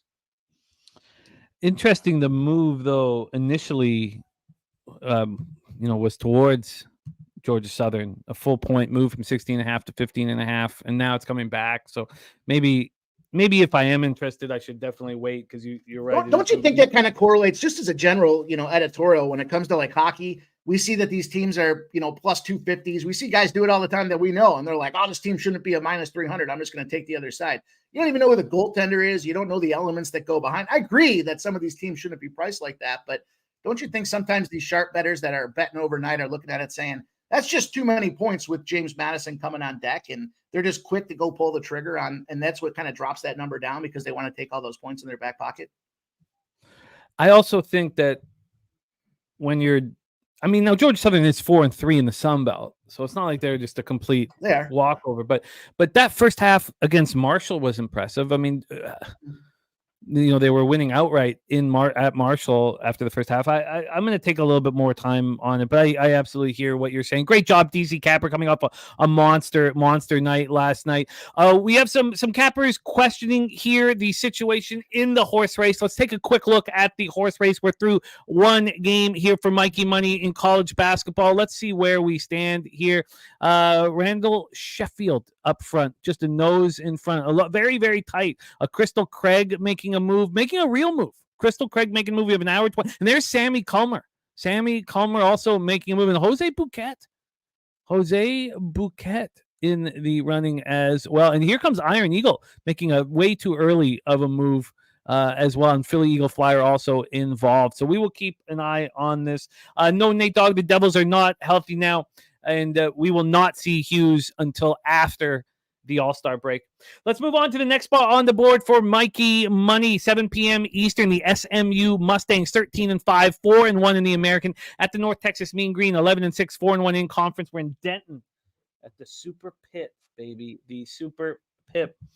The situation is both teams played on Saturday. North Texas looked bad. That winning streak came to a halt at Charlotte, 56-44, just 44 points. SMU, on the other hand, put up 103 at home against Tulsa. A really impressive performance. Complete polar opposite performances from these two teams. North Texas shot 5.9% from three and 32.1% from the field. Just an atrocity. 1 of 17 from three. Edwards missed all 8 of his threes and went 5 for 18 from the field. I mean, they were horrific. You have to, I shouldn't say you have to think of bounce backs in order, but it certainly feels that way. And then SMU, the polar opposite. SMU just shot 42.9% from three, put up 52 points in the first half. We're up 52-33, got everything that they wanted. So a fascinating capping situation here. Let's get into the line history for this spot, the next spot on the board for us. We have North Texas right now as a very lukewarm dog. It's very tight here. SMU, a 1-point favorite. They opened up at +1, so they've gone from dog to favorite. Which of course is important. We saw it not come to fruition in that Southern Miss Arkansas State spot 8 days ago, when Arkansas State went from dog to favorite and Southern Miss still won outright. And then from a total side of things here, we are dealing with a 125.5, a very low total. I mean, North Texas is playing. This opened up at 125, now at 125.5. This got up to 127.5. Wow. It's got up to 127.5. And actually got up to 127 another time and down to 125.5. So a lot of movement. Let's take a look at the cash flow then for this one. 74% of tickets, 86% of cash on the under. On the spread, we have it 50-50, 51 and 54 on SMU. On the money line, same deal, 43% tickets, 47% cash on North Texas. Take it away for us here, our guy, Mikey Money, Mustangs, Mean Green. So a couple of things. First of all, Morgan Spooner's asking, I'm on UMass Lowell, dude. Their home court advantage, I don't care. That's a situation where they're just too strong at home. That's going to matter in a low spread game where these two teams are indexed incredibly tight. And it kind of runs along the theme that I have for a lot of the cards in this spot. Some of these mid-major schools that we love to kind of find the diamonds in the rough on are now coming back, and it's depth of conference play. It's the heart of the conference play right now. And a lot of these conferences only get one playoff bid. So they got to win. They got to get better ranking to go into conference tournament. And then from the conference tournament, they've got to dominate that thing and move on to get that bid for the NCAA tournament. So I think this is a game that kind of profiles in that formula as well. North Texas, and you got to take advantage of your home court when you have it. They've won 19 first halves in a row, 16 full games in a row outright North Texas when they're at home. And guess who they're 1 point behind or one game behind? It comes down to SMU. So it's a huge opportunity. Both teams are one game back from first, and they're chasing FAU and Charlotte there. They're kind of at the top of the division. As far as SMU, this is the first stop on a back-to-back roadie where they've got Wichita State on Saturday. Wichita State, worst team in the conference. So we should see SMU show up, but this is kind of that, ultra, optimum spot where we bait a team that just busted the doors off of somebody. They whooped up on Tulsa 103-70. Flat out disrespectful. They were crushing that game. They were up 52-33 at halftime. They put up another 51 in the second half, and they didn't look back. They shot 51.4% from the field. They made 12 three-pointers as well. I don't think the same thing's going to happen when you look at a North Texas team that loves their unders out there. 11-6 overall on the season. They just lost to Charlotte, but Charlotte's a team that likes to keep, opponents to that under as well. It was a 56-44 game.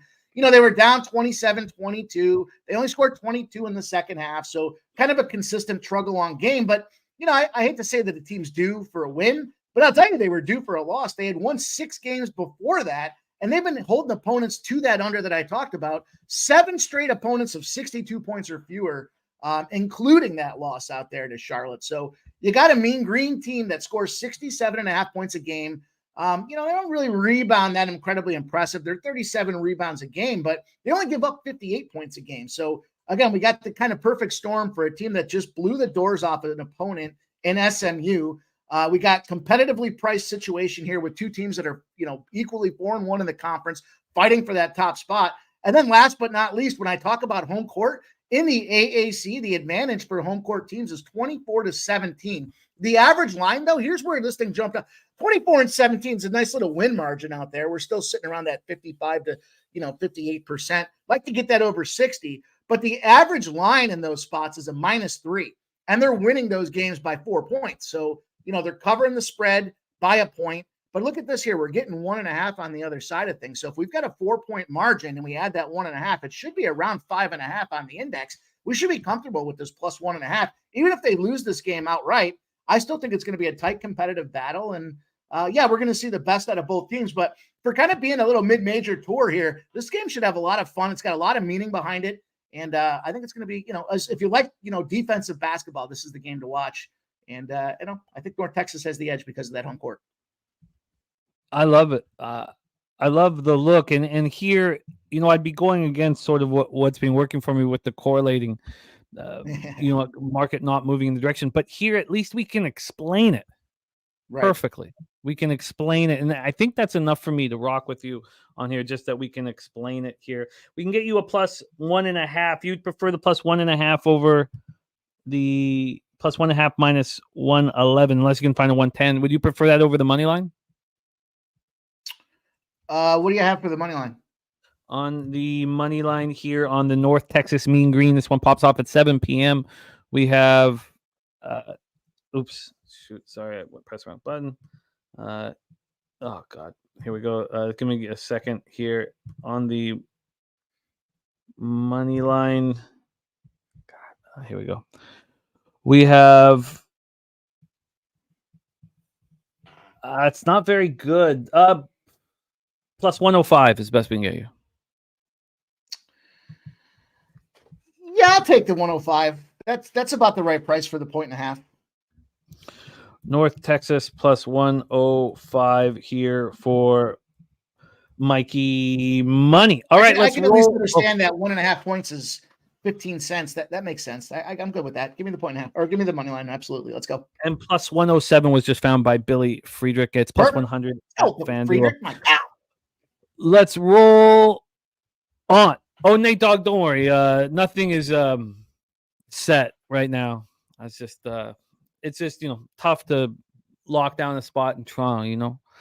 We move on. 7 p.m. Eastern. UNC Wilmington Seahawks 13-5, 4-2 in the CAA. At Northeastern Huskies, we're in Boston at Matthews Arena for this one, and the Huskies are 3-3 in conference play. We have 4 straight winners for UNC Wilmington. We faded them last Thursday, Mikey, at Elon. It didn't go well for us. Now Elon stormed back in the second half and almost got us home. UNC Wilmington followed that up with a win over Charleston, a good Charleston team. They won by 9 at home. So 4 straight winners for UNC Wilmington. Northeastern's won 3 of 4. They also just went into Elon and beat them by 12. Both teams played on Saturday. Let's get into the line history here for this spot. From a spread perspective, we have God, come on, show your face. Sorry, here. So many games. Here we go. We have God, I got the money line here, unfortunately. Every time you say that, it reminds me of the Dave Chappelle skit where he's like, "You want to see my face?" And the guy's fucking head explodes. We have NC Wilmington right now minus 2.5. They opened up at 2.5. They went up to 3.5. They're right back where they started at Bet Online. So minus 2.5 from where they started. And from a total scenario here, we have a 142.5. It's interesting because we see 141s out there. This 142.5 is just heavily to the under, but it opened up at 144, got down to 142, came back up to 142.5 despite being juiced to the under. In the last 2.5 hours, it's taken 19 cents to the under 142.5. Take it away for us here, Mikey. Seahawks, Huskies. The benefit of doing the early show here is I can catch some of these better numbers now because this thing will probably not be worth playing by the time we get later on tonight. But I do like the under in this spot. I'm a firm believer when it comes to this Wilmington team, and you kind of look what they've been doing out there. They are an under team. They tend to play more on that side of things. We look and see what they've done here. Northwestern, first of all, a bunch of nerds, man. I mean, a bunch of guys trying to be doctors out there, which to me means, just like any other kind of Ivy League or prestigious type program, you got a lot of work to do to be able to get into the program to begin with, which immediately puts you at a competitive disadvantage against a team like UNC Wilmington. It's kind of like the old Notre Dame factor. Like Notre Dame has to have that high standard to get into the program, so it makes it tough for them to compete against some of them SEC teams that they'll take a refrigerator as long as they can run a 4.40. And, that's a big factor out there. So when I look at what Wilmington's doing here, coming off of 4 wins in a row, this is a double dip opportunity for me. I like the under. I mean, we see the numbers trending in that direction. When I look at what Northeastern's doing, again, I talked about this in the previous game, and I look for a couple of elements when I start to try to cap basketball. I've had to reformat a couple of things because we kind of got to that lull in the conference season, but things that stand true are guys that don't score, and Northeastern's one of those teams. Masai Troutman leads the team around 9.7 points a game. Harold Woods, 9.6 points a game. It's because they're spending all their time in the library studying to get that exam finished, and they're not out there on the court trying to make them 2 and 3 pointers. And it shines through when you play a team like UNC Wilmington that's got a good little run going right now. They're going to chase down Drexel. No one's going to get Drexel. Drexel is definitely the crown jewel in this conference. The thing that kind of concerns me a little bit about this UNC spot is it is their third conference game or third road game in a row. But they're coming back home and they're going to take on Campbell. So it's not a big factor for them to be concerned about. Northeastern averaging 138 points their last 10. UNC averaging 152 their last 10. And again, this is a similar situation with these unders where I start to look at how do these teams profile against each other. The last 4 times these teams played, 144, 142, 129, 130, clearly trending downward. They're averaging 146 because back before 2019, pre-pandemic, these teams were flying and scoring, not playing defense. But this conference has turned over. They do have to play a little bit of defensive ball. And I like this under. In fact, I'm going to double dip this one here. I'm going to add the Wilmington side as well. I'm going to jump on this minus 2.5. I see at minus 110. I just think Wilmington's too much of a match for this Northeastern team. The more I sit on this thing and I think it's a lower scoring game, it's a lower scoring game because you got a bunch of bookworms out there trying to go out and throw 9 points on the board. You're going to need a whole bunch of 9-pointers to come out there and compete with a red hot team like Wilmington right now. Again, they're not going to get Drexel, but they should have an opportunity to take second in this conference, which will give them, preferential seeding when it comes to conference tournament time.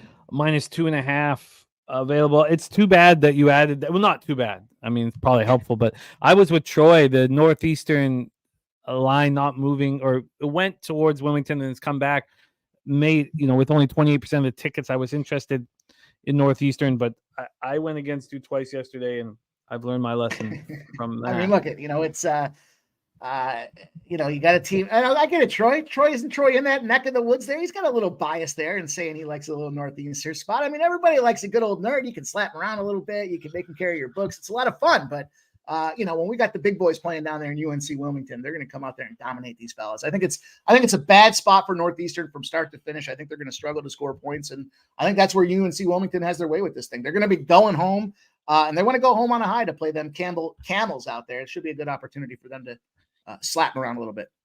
Shout out to our guy Julian Cesario, ready for San Antonio. I love it. I love it. A lot of guys I neglected to shout out the chat. Shout out to them boys and girls out there. Troy Torrance, Kelly McInnes, our guy Daddy Cad, Julian Cesaro, Ian Shaver, my homie, Perky Bumps, Billy Friedrich. The crew is representing this morning, ready to rock and get that cash.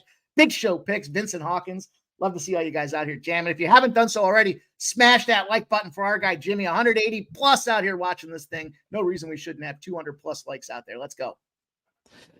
Well put, my friend. Let's roll on. This is another game that was talked about in the chat earlier, and we have it here set up for our Mikey Money. 7 p.m. Eastern. We have the Oakland Grizzlies 12-8, 7-2 in the horizon. The Green Bay Phoenix 12-9, 7-3 in the horizon.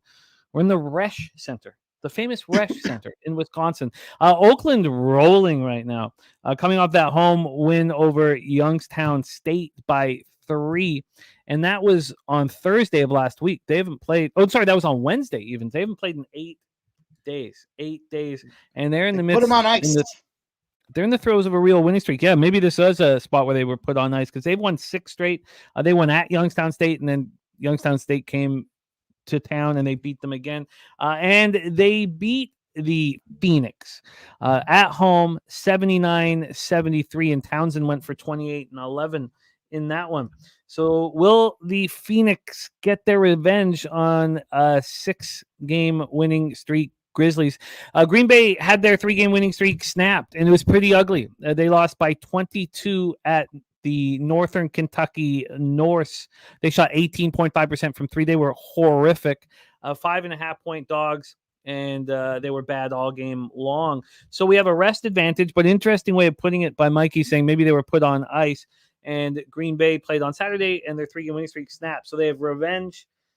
Let's take a look at the line history here for this spot. We have Green Bay right now at BetOnline as 3-point dogs. They opened up as 3-point dogs. It was moved in their direction last night, went down to 1.5, but we're right back at 3, right back from where we started. Then in a total scenario here, we have, God damn it. Sorry. Oh, here we go. We're sitting at 139.5 juice to the under. This opened up at 141.5. So we have a 2-point move towards the under, and it's just back from where we started here. So let's take a look at the cash flow. 80% of the tickets on the over. We have no information on the cash, but spread-wise, 56% of the tickets and 83% of the cash on Green Bay, and the market has not moved towards them. Interesting. Take it away for us here, Mikey. Grizzlies, Phoenix. Yeah, so this is one of those matchups that should feel a lot more comfortable when you start looking at the line and kind of the lack of movement or kind of where they're showing their tell here. And you look at this team. Let's look at Green Bay for a second. 2 seasons in a row, Green Bay combined for 8 total wins. Two seasons in a row combined. They're now at 12 wins on the season. I think they've kind of peaked themselves out here. They are who they are, and just because they came out and were phenomenal to start this thing doesn't mean that they're going to continue on that pace. And if you want to look back at this rematch spot, first of all, Oakland, not afraid of a rematch. Youngstown State, who in my opinion, one of the better teams in this conference. They score a shit ton of points on the regular every single night.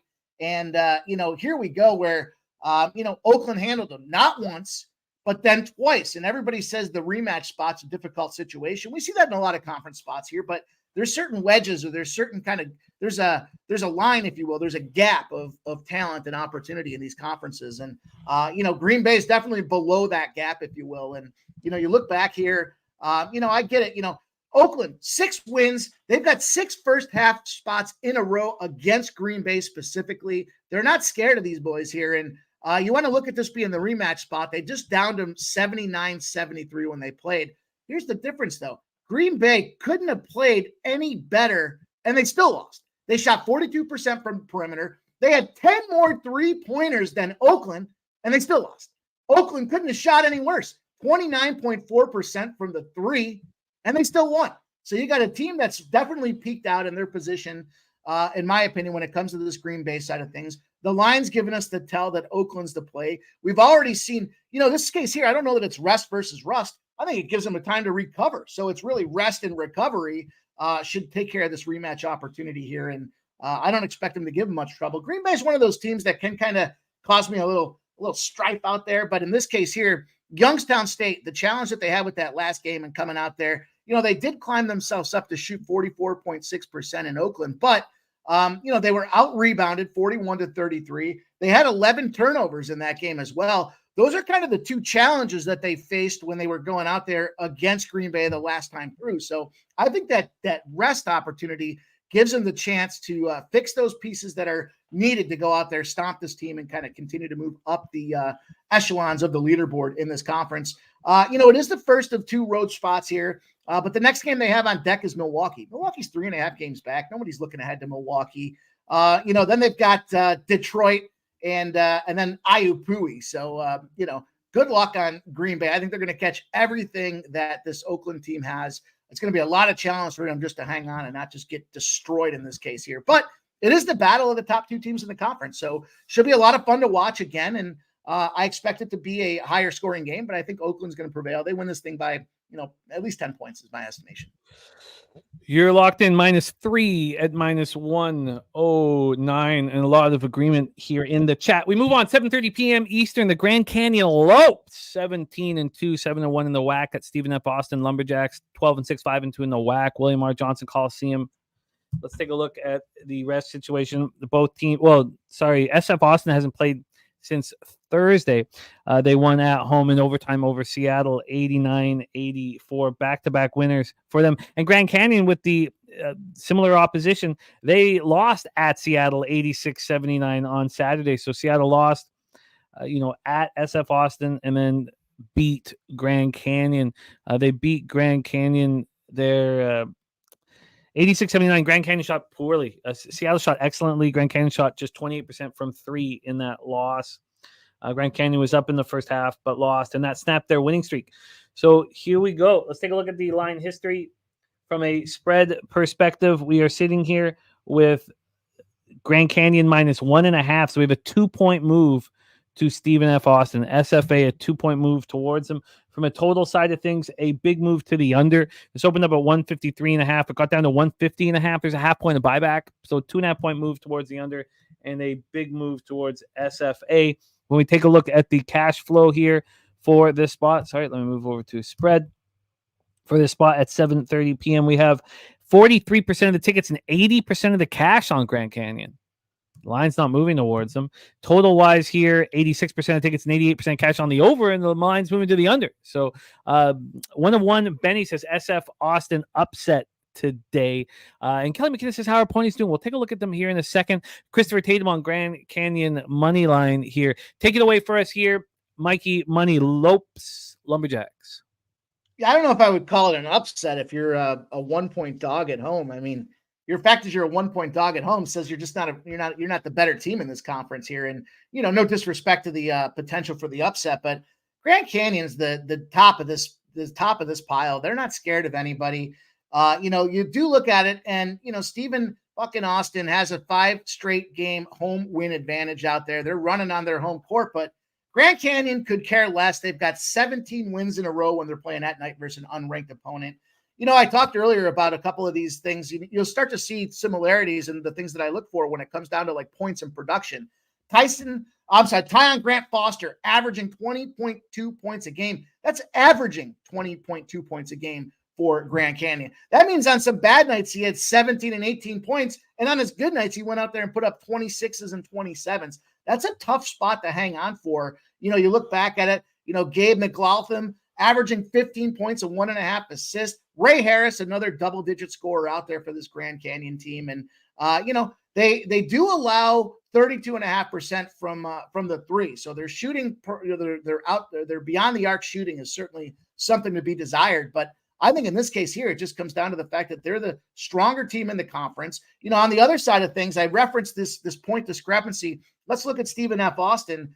Saturnine Hill averaging 10.7 points a game, pretty much leading the squad out there. 10.7 points. Matt Heyman, 9.3 points. Latrell Jostle, 1.8 assists. Not even a guy that's not even an average of 5 points a game to get himself qualified out there for a third elite scorer. It's going to be tough for these boys to hang on out there. And, the thing about it is Stephen F. Austin, they don't cover 2-7 against the spread in their last 9 games. Again, I mentioned how I think we're getting, Grand Canyon did us a favor and it became a circle spot. They're kicking the shit out of everybody in the conference. They're out there up and down. They're winning games.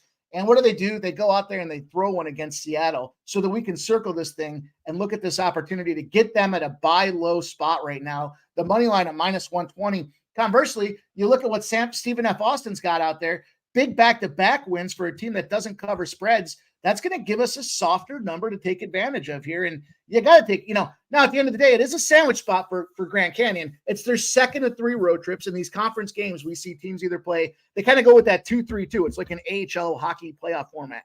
They get 2 home games, 3 road games, 2 home games, and then they kind of alternate with it. But the next up spot for these boys is UT Arlington. That's not a look-ahead spot for Grand Canyon. They know they got to handle Stephen F. Austin. It's another one of those conferences that has finite number of NCAA tournament bids, and they want to be on top of that thing and earn their way in, not have to hope that they get a bubble spot. So I like Grand Canyon here to handle business. They're just going to outscore these fellas, and might it be competitive? Sure, but once these fellas heat up, Grand Canyon is going to be tough to catch up to, and I think Grand Canyon kind of leads from start to finish. It should be, ideally, it's a sweat-free opportunity for us here. I think they get up there early and they never look back. -1.5 at -106 is the best that we can give you. Let's move on to the next spot on the board. Now, I got minus, Jimmy, I'm going to take the -120 in this case, the money line, on money line. Sure. From a DK perspective, because if it is one of those sneaky little 1-point wins, I want to be on the right side of this thing. And, I see the numbers are starting to move up the board. Actually, I guess they're coming down, but nonetheless, -120 for me. I'm just going to take the money line. Locked and loaded. The next spot on the board, you're going to hear from Mikey Money and also Dave Rogers. Let's roll into it. Southern Utah Thunderbirds at Tarleton State Texans here for our next spot on the board. We're at Wisdom Gym in Stephenville, Texas. The Texans are 5-2 in the WAC, and the Thunderbirds have been bad, 1-6 in the WAC. They did beat Utah Tech by 10 at home, but that's about it for this squad. Southern Utah is not being good. Coming off a loss at Cal Baptist, they were 8.5-point dogs, and they lost by 7. And they played well in the second half, but they're not playing good basketball right now. Is Southern Utah. Tarleton on the other side, winners of 2 straight. They just beat Rio Grande Valley in Utah, Texas, Rio Grande Valley. They just beat the Vaqueros over there, and they beat them despite shooting 9.1% from 3. They outboarded them. They played clean basketball. They were 3.5-point favorites, and they covered the Tarleton State Texans. Let's get into the line history here for this spot from a spread perspective. We are sitting here with Tarleton State 6.5-point favorites. They opened up as 7.5-point favorites. This went down to 6. It's back at 6.5. So we have had a half point of buyback. And then this total opened up at 149 and it's dropped to 147. It did drop to 146. There's been a point buyback there. And then cash flow here for this one that starting at 8 p.m.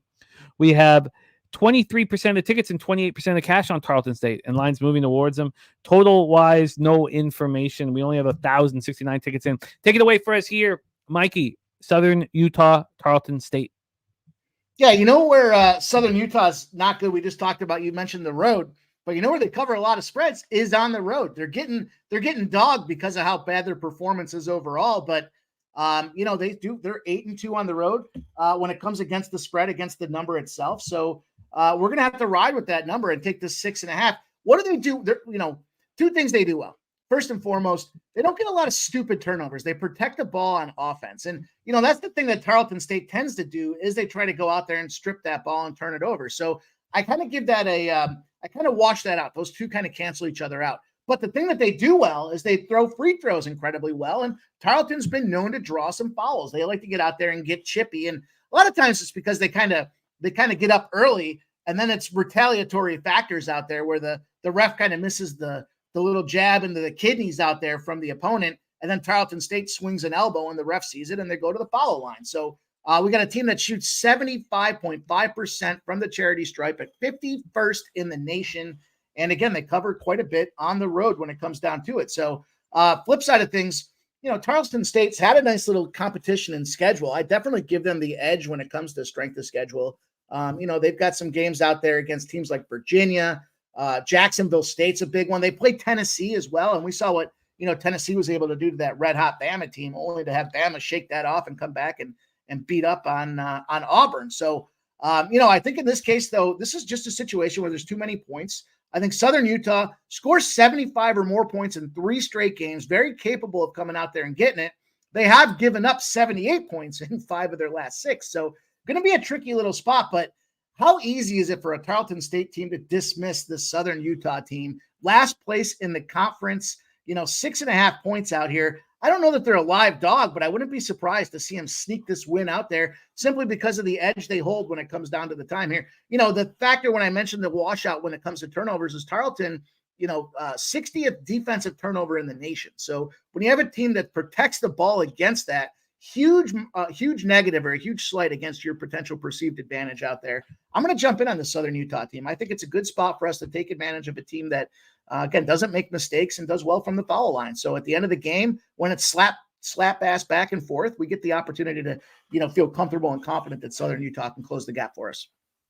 Southern Utah plus 6.5 at -105. I'm very interested in joining you on that. We'll hear Dave Rogers talk about that spot as well. We move on. 8:30 p.m. Eastern. The Arkansas State Red Wolves 8-11, 4-3 in the Sun Belt at the Louisiana Raging Cajuns 11-8, also 4-3 in the Sun Belt. We're in the Cajun Dome in Lafayette.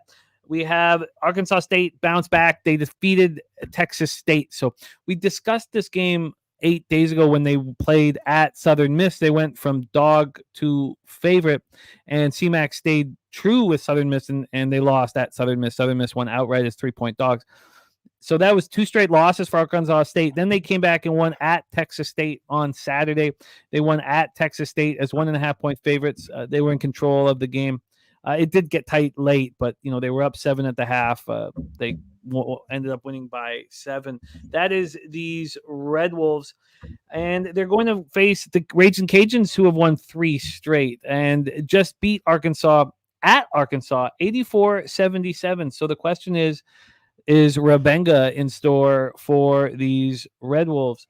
So 3 straight wins for the Raging Cajuns. Let's take a look at the line history here for this one. Our guy Berkey in the house says, do you have a rule of thumb on early cash outs? I missed a nice double up early cash out yesterday. Held on thinking the whole thing was a lock. That's tough. I almost never a cash out. We always talk about that on the live streams. You always compare the notes of what you have for your SGPs and stuff, and where you're going to cash out on it. But SGPs are a little different, but straight bets, I really, in the end, it messes everything up for me if I start taking, 2/3 or 70% of a winner. I need my winners to be winners, full winners, right. And so I don't think I've cashed out on. And now another thing is I'm not betting enough, that much. I'm staying in my lane in my unit size. If I jumped out of my lane and had $1,000 or something like that, maybe I would think more about it. But here I need my profit to be full profit, so I do not do that. Why don't you touch on that, Mikey, as I set up Arkansas State, Louisiana? Yeah, I'm not a big cash out guy because I don't think it works to your advantage. I have a friend, though, that does religiously cash out, and he kind of manages. He's one of those guys that, he gets ahead and then he cashes out so that he can show his girl that he won some money because she's got the clamps on him. So it's kind of one of those deals where he has to show every day that he's winning money or he's going to get put on timeout. So his opinion is he'll cash out on a 75% take. So if it's 75% of the number, that means essentially he took a spot that was -110. And he's cashing out. He's treating it like he won at -200. So he's been able to, continue to show profit and succeed at that rate. But, I'm not a big early. You don't see me take a. Now, that Nevada first half was different last night because the index absolutely showed that was the play to get involved with. But I'm not a first half guy because I want to enjoy the element of the game itself. So I prefer to watch the long haul of the thing. I want to sweat I want to get the most bang for my buck.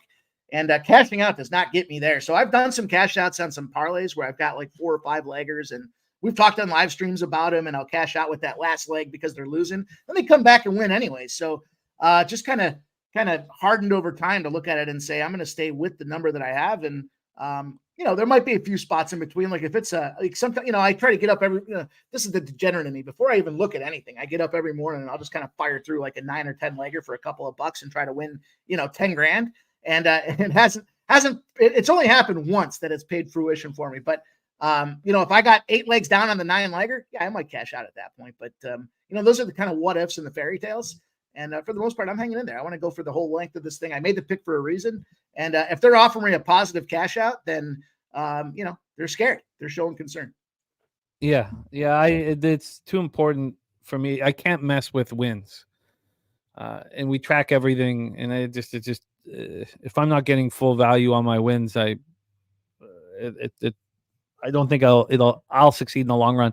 But let's go back to this Arkansas State Red Wolves, Louisiana Raging Cajuns spot here. We talked about the Rebenga, a possible Rebenga. From a side scenario, the Raging Cajuns have gone from 3.5 to 4.5, and it's juiced at -116. We see 5s out there. So the market is moving towards these Raging Cajuns. And from a total side of things, opened up at 157. It's now 156.5. That doesn't tell the whole story because it did drop to 154.5 and it's come back. So a half-point move to the under and a move towards Louisiana. When we get to the where the cash lies in this 830 spot, you have 19% of the tickets and 26% of the cash on Arkansas State. So public all over Louisiana, and the line is moving in their direction. And we have no information on the total, but we've seen it drop and come back. Take it away for us here, Mikey. Red Wolves, Raging Cajuns. Yeah, that last piece is what gets me the most excited about it. That comeback factor for me is the one that I enjoy, because the overs, I correlate the overs to the dogs, right? We're going to see points getting scored out there. And why wouldn't there be points? These two offenses graded pretty highly overall. When you look at it, we've got a team in Arkansas State averaging 78 points a game, almost 79 points a game. And from their production perspective, they're 83rd in the nation in scoring and offense. And then you look at the Cajuns out there.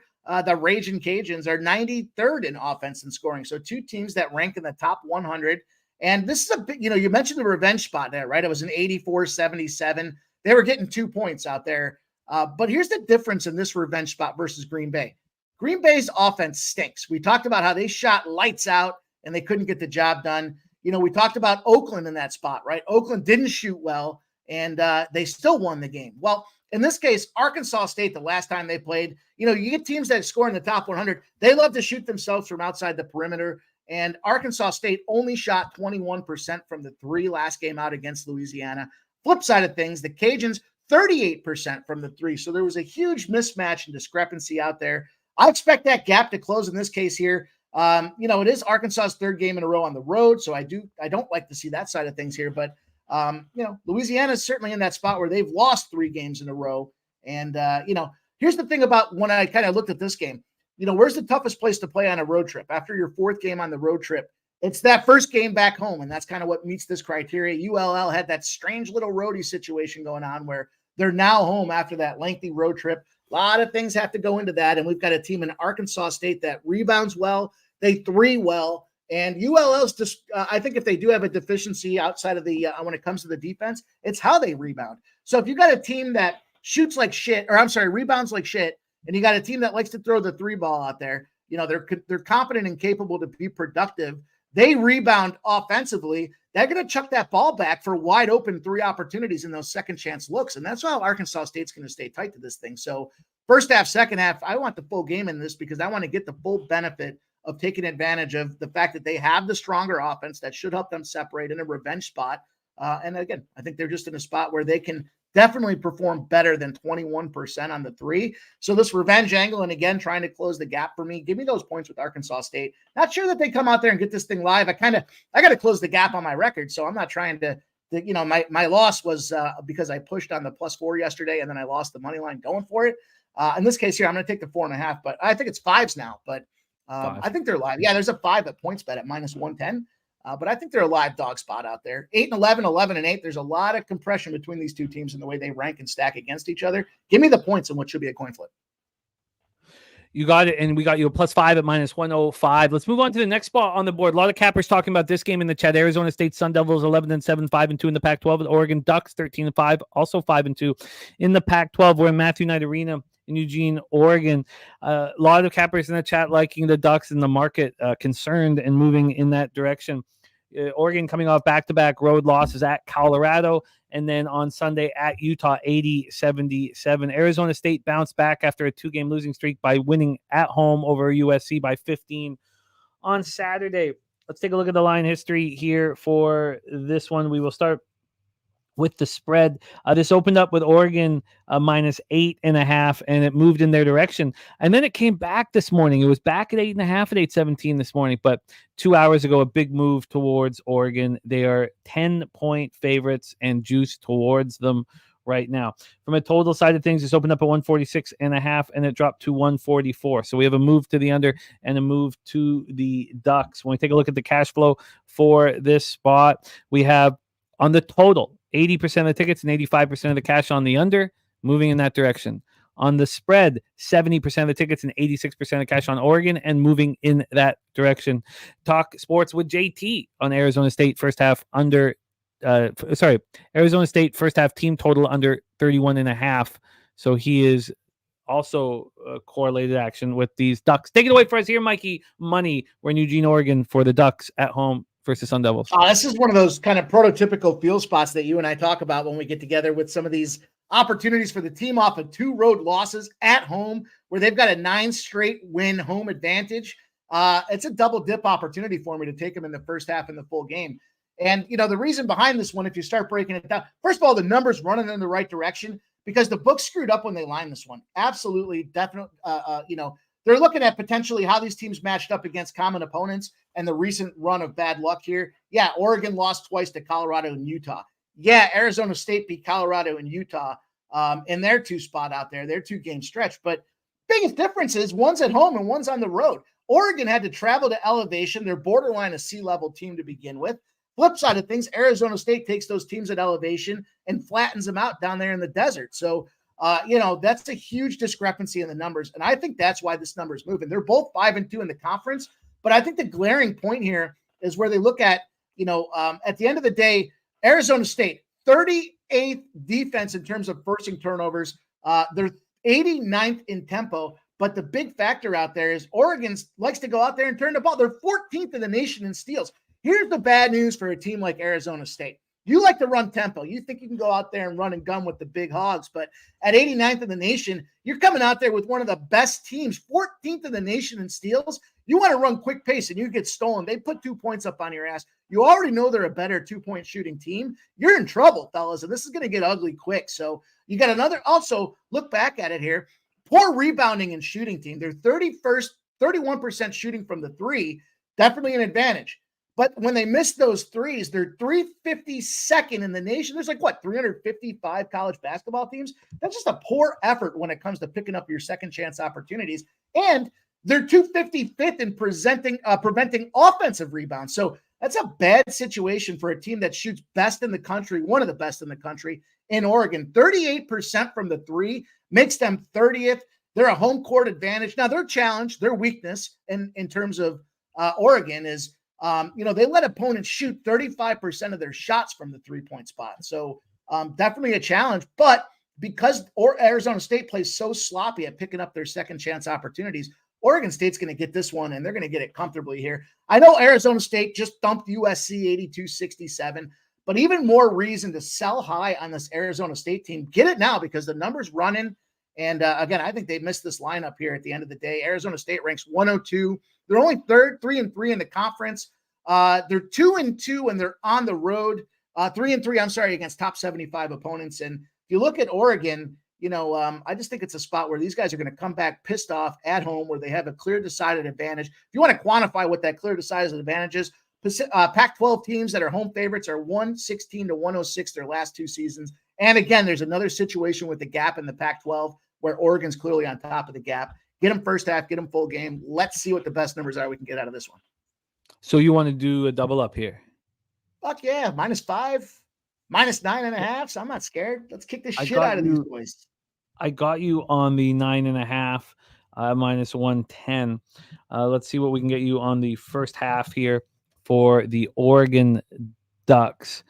For these Ducks, we can get you 5. There are 5.5s now, but we can still get you the 5 at -110, and that is the best. -5, -110 for the Ducks first half and full game 9.5. So minus first half -5, -110, and full game -9.5, -110. I'm interested in joining there. I wouldn't double up, so I got to figure out exactly how to handle it. But let's move on. Let's move on to what's your reservation in the double up there? Well, you don't think they kick the shit out of him start to finish?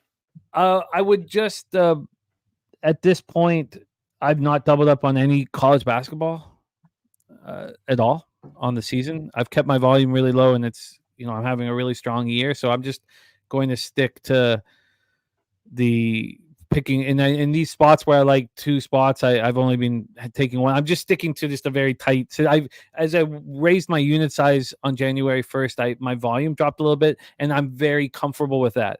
And if that's the way to get to $1,000 units, well, first step would be $500 units. But if that's what I have to do to get there, I'm going to do that. So. But I do like it. I see how you're looking at this game, and it does make sense. We got 2 spots left here for Mikey Money, and we head to the West Coast Conference. The West Coast Conference with those 4 top teams.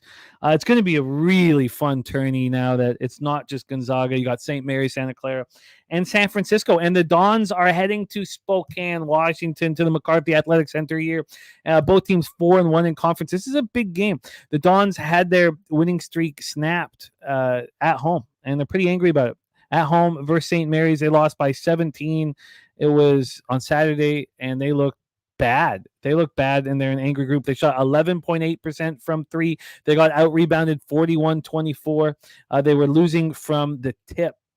It was basically a pick 'em, and the Gales just destroyed them. So this is an angry San Francisco squad here, and now they get to face the big bad Bulldogs. Now they faced them again on February 29th at home. So this is the first time that these 2 teams have met this year. The Bulldogs, on the other hand, unranked Bulldogs, coming off it started unsuccessfully, obviously, with the 1-point loss at Santa Clara, but then they beat Pepperdine by 25, and then they absolutely destroy San Diego by 42 last out. That was on Saturday. So back-to-back easy wins for the Bulldogs. From a line history standpoint, we're sitting here with Gonzaga as 5-point favorites. Let's move to 4.5 at Bovada. This has not moved since BetOnline opened it. Interestingly enough, they didn't open it until 7:30 this morning. So there's been no move since 7:30 this morning. Interesting that they waited so long to open it. Pinnacle's at 4.5. They opened it last night at 7:29 p.m. So they've moved the full point towards the Dons, and that move didn't happen until 10:30 this morning.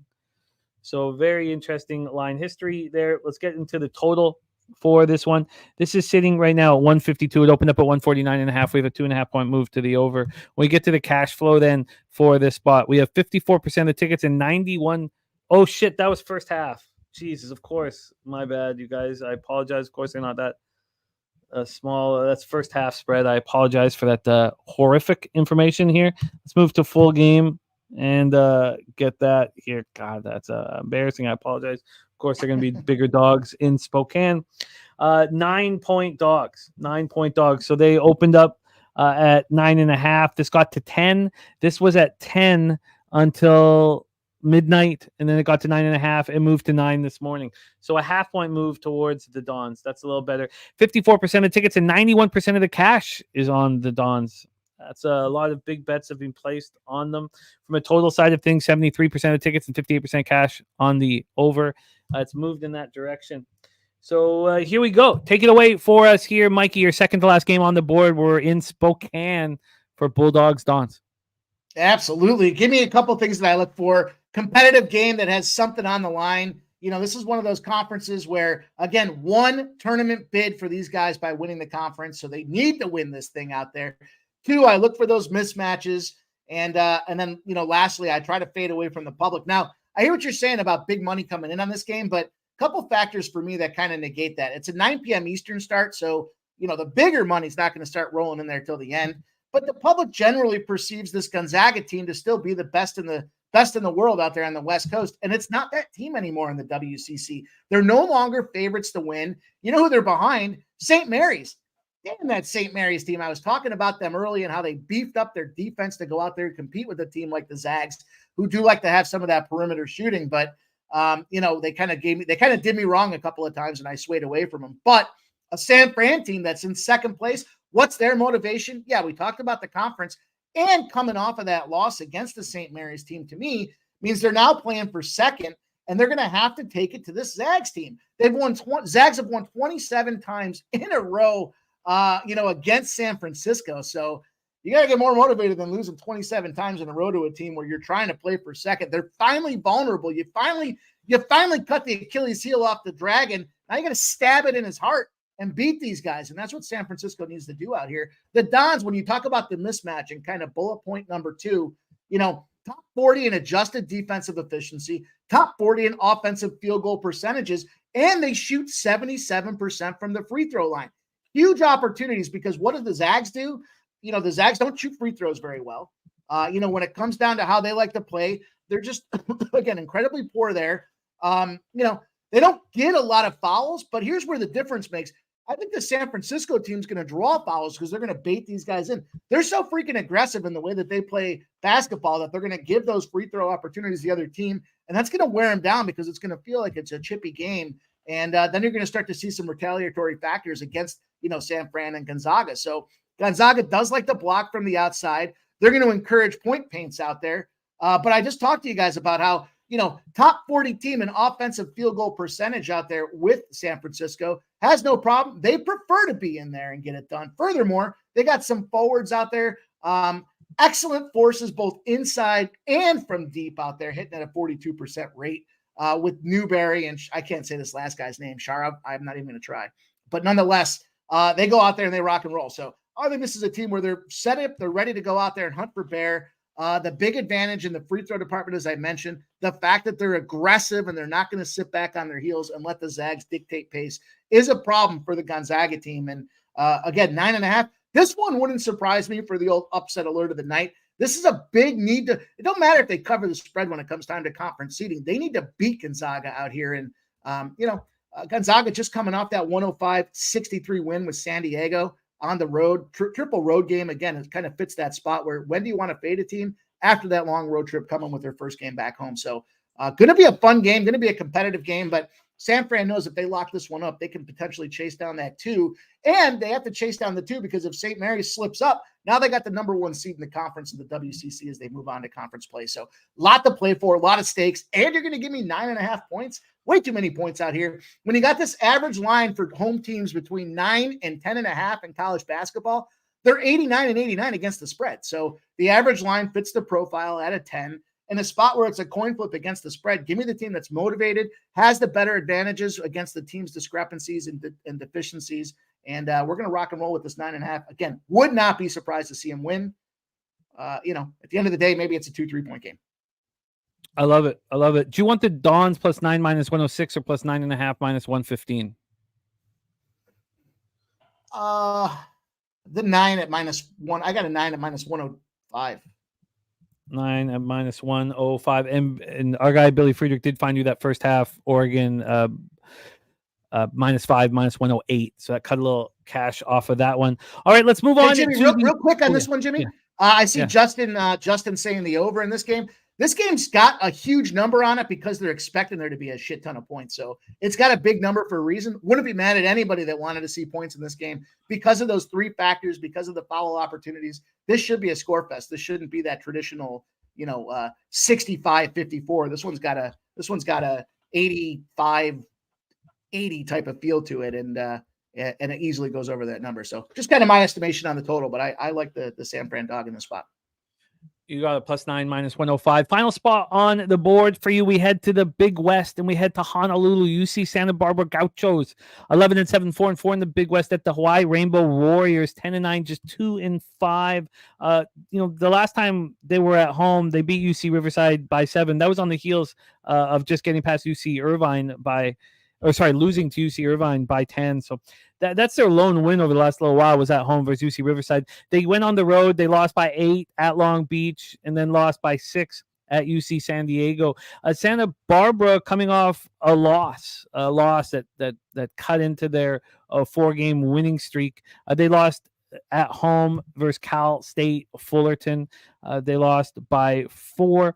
They were 6.5-point favorites and lost by 4. Really no excuse for the loss in that one. And they were way behind. They were down 38-28 at halftime and came back to lose by 4. So the Gauchos with the loss, and then they head over to Hawaii. Let's take a look at the line history here for this one.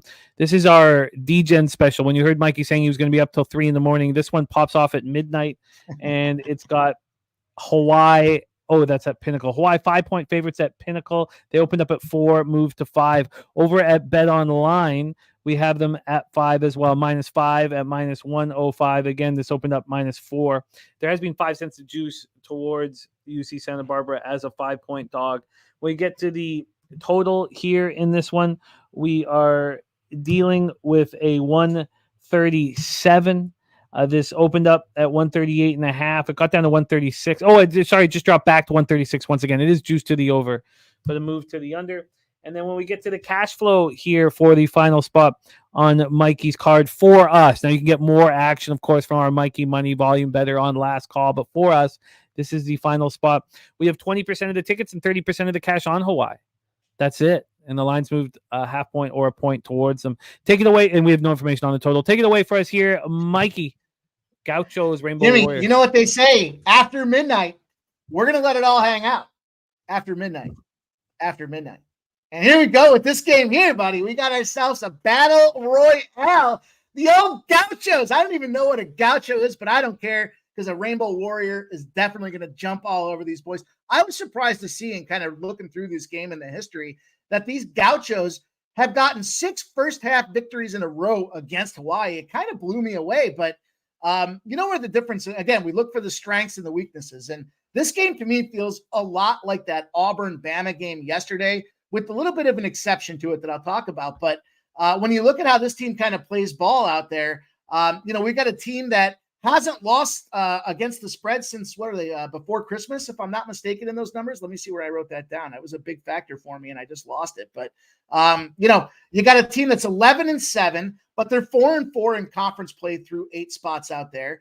And, I'm sorry, they won 4 of their last 5 since before Christmas. That very much feels like that Auburn spot that I talked about yesterday, where they were just on a run after losing to Baylor in that first game.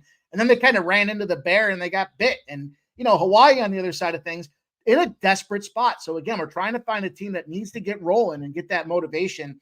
They've lost 8 of 10. They started 5-0, and now they're 2-5 on the island.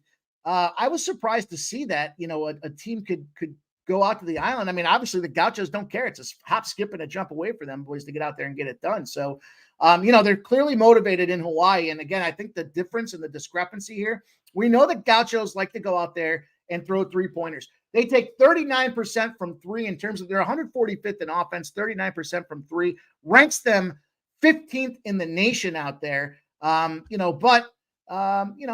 it comes to, being outside and kind of trying to get those 2-pointers, they rank, 356th in the nation. I'm screwed up with my numbers here. So the Gauchos at the end of the day, 211th on defense. Where the difference in the discrepancy is that comes down to the way they like to play.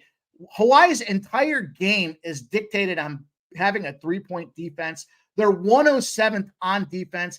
They want to afford, give you the lack of attempts at defense out there. They hold opponents to only 25% of their shots from outside the arc out there. So big factor as you break this one down and you look at it, saying you got a team that wants to shoot from outside, and Hawaii is doing everything they can to push you inside. And we know when they go inside, it's a bad spot from the Gauchos there at 315. So good opportunity for the style to make the fight in this one. I think Hawaii is capable, again, defensively, 107th out there in the nation. So they're not just going to roll over and be a bunch of bitches. And they like to go out there. This is one of those teams like we talked about yesterday where Villanova shoots excessively from the 3-pointer and it got him in trouble. Here's the difference, though. That was on the road in essentially an NBA neutral court type environment. I know it's home for St. John's. In this case, though, Hawaii shoots 45% from the 3. That ranks them 26th in the nation, giving them that home court advantage. In this case here, motivated team, likes to stand and bang from the three. Granted, their offense is only ranked 238th, but it's only going to take a couple of those. This is boom or bust. Either Hawaii's dropping these threes early, or they're just going to get run off the tracks here. And I think the line shows us that they're going to come out there early. The history shows Gauchos it's time for Hawaii to get out there and win. They need this game more than anything. They should be motivated. They match up incredibly well against a team that likes to throw a ton of threes up there, and they're not scared to throw them themselves. So give me Hawaii. Give me the Rainbow Warriors. Give me the late night special after midnight. We're going to cash them all out, baby. Let's go. I love the look here. I'm joining you on Hawaii for sure. This is one of those spots where you have the team with the worst record, both in conference and overall. You have the public on the team with the better record, heavy public on them, and the line moving towards the home team with the worst record. It's simple, but it's been working very, very well here. I'm joining you on Hawaii -5 at -105 for you. I'll see what it is for me when I bet it. Let's review Mikey Money's action here. He is on the under 142.5 at -108 in Georgia Southern App State. He's on North Texas at +107. I want to join him with that one. He's on the under 142.5 and Wilmington -2.5, -103, which will take me off of Northeastern. He's on Oakland -3 at -109, which took me off of Green Bay. He's on Grand Canyon -119, which took me off of SF Austin. Look, I'm not going to. I need everything to correlate. I went against it yesterday just because I was sort of thirsting for action, and I'm not doing that today. Southern Utah, he's on a +6.5. We're going to hear Dave Rogers talk about that. I'm joining him on that. He's on Arkansas State +5. He's on Oregon first half in full game. I expect to join him on at least first half. He's on the Dons +9, -105. I'm going to be joining him on that. And Hawaii -5 will be another spot where I join him and roll with it. Mikey Money, excellent job today. Mikey, talk to us. What's going on Last Call this evening?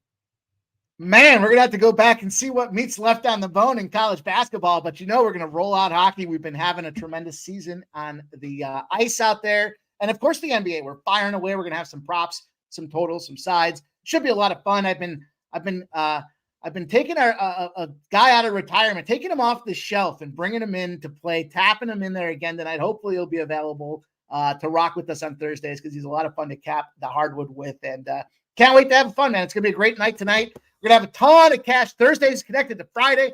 Friday rolls us into the weekend. We got to build them bankrolls tonight and every night so that we can go out there and have a blast this weekend. Can't wait for the Sunday football action as well. And I appreciate the opportunity, man. We emptied the clip tonight. Now we got to go get to the window and get paid, my guy. Let's do it. I love it. There he is, Mikey Money. Please follow him on X as well, at Pimp Slap Play Today. Remember, Last Call, Monday through Friday at 6 p.m. Eastern. Let's bring on our next guest for college basketball. He's got 3 games in college basketball before we get into NBA. Just before we do that, let's take a look at the horse race. We have 22 minutes and 40 seconds of racing left, and Kong's Clips has the lead. $50 up for grabs, and Jose loving horse racing so much that this is coming right out of our pockets. Right out of our pockets. $50 up for grabs on Wednesdays and Fridays. This is a bonus spot. And Justin McKelvey is taking the lead. Can he hold on for 22 more minutes? Fanatical Jim wants a piece of that action. And then there's Kelly McInnes on the outside. And Saturated making a power move here. And here comes Nut Flush Allen. Is he blowing his load too early? Rue Boy as well taking a lead. So we'll come back to the horse race, and Rangers are placing Bonino on waivers. Says Billy, he'll get picked up. You can't get enough penalty killers, but maybe he's just too long in the tooth. Ian Shaber now taking the lead as well. So we'll come back to that and we'll break it down for you guys. $50 up for grabs. Let's move on to the final 3 games in our college basketball programming and bring on the star of Nerd Talk Wednesdays, Thursdays, and Fridays on the Picks from Dave YouTube channel, coming to us from Arizona by way of California. Please welcome Mr. Dave Rogers to the show. Dave, how are you, my friend? I'm good. Is that the race of glory or the glory hole or whatever it's supposed to be? We've changed that because that was that we used to spin for glory. Now it's just horse races. And Dabby Cab has taken the lead. And there's Jeff Slaughter. Jeff Slaughter pushing one of those Irish races that take forever. Yes, it is, but no jumping, no steeplechasing. Yeah, there you go. There we go. So a lot on the line here. Let's roll, Dave. First off, how are you, my friend? I'm good. I'm ready to jump in. Like Mike said, This is about the time we start getting ready for the weekend. Just one of my favorite times a year. Not out of the holidays, New Year, nice weather where I'm at, but so much sports to bet every day of the week. I mean, even midweek, and tonight's no different. So let's go. Well, you start at 6:30 p.m., Dave. So let's get right to work. We head to the CAA for Monmouth Hawks, Stony Brook Seawolves action in the Coast Athletic Association. Monmouth 10-9, 3-3 in conference. The Seawolves 9-10, 2-4 in conference. Monmouth just snapped their 3-game losing streak with an 85-77 win at home over Hampton on Saturday. And Stony Brook played on Monday, so a bit of a rest advantage for Monmouth. And Stony Brook lost at home to Hofstra, lost by 6, 80-74. To the Hofstra Pride. Hofstra was 3.5-point favorites, and once again, Stony Brook shot poorly from 3. In fact, Stony Brook was held, and this happens with this team because they can be so poor shooting wise.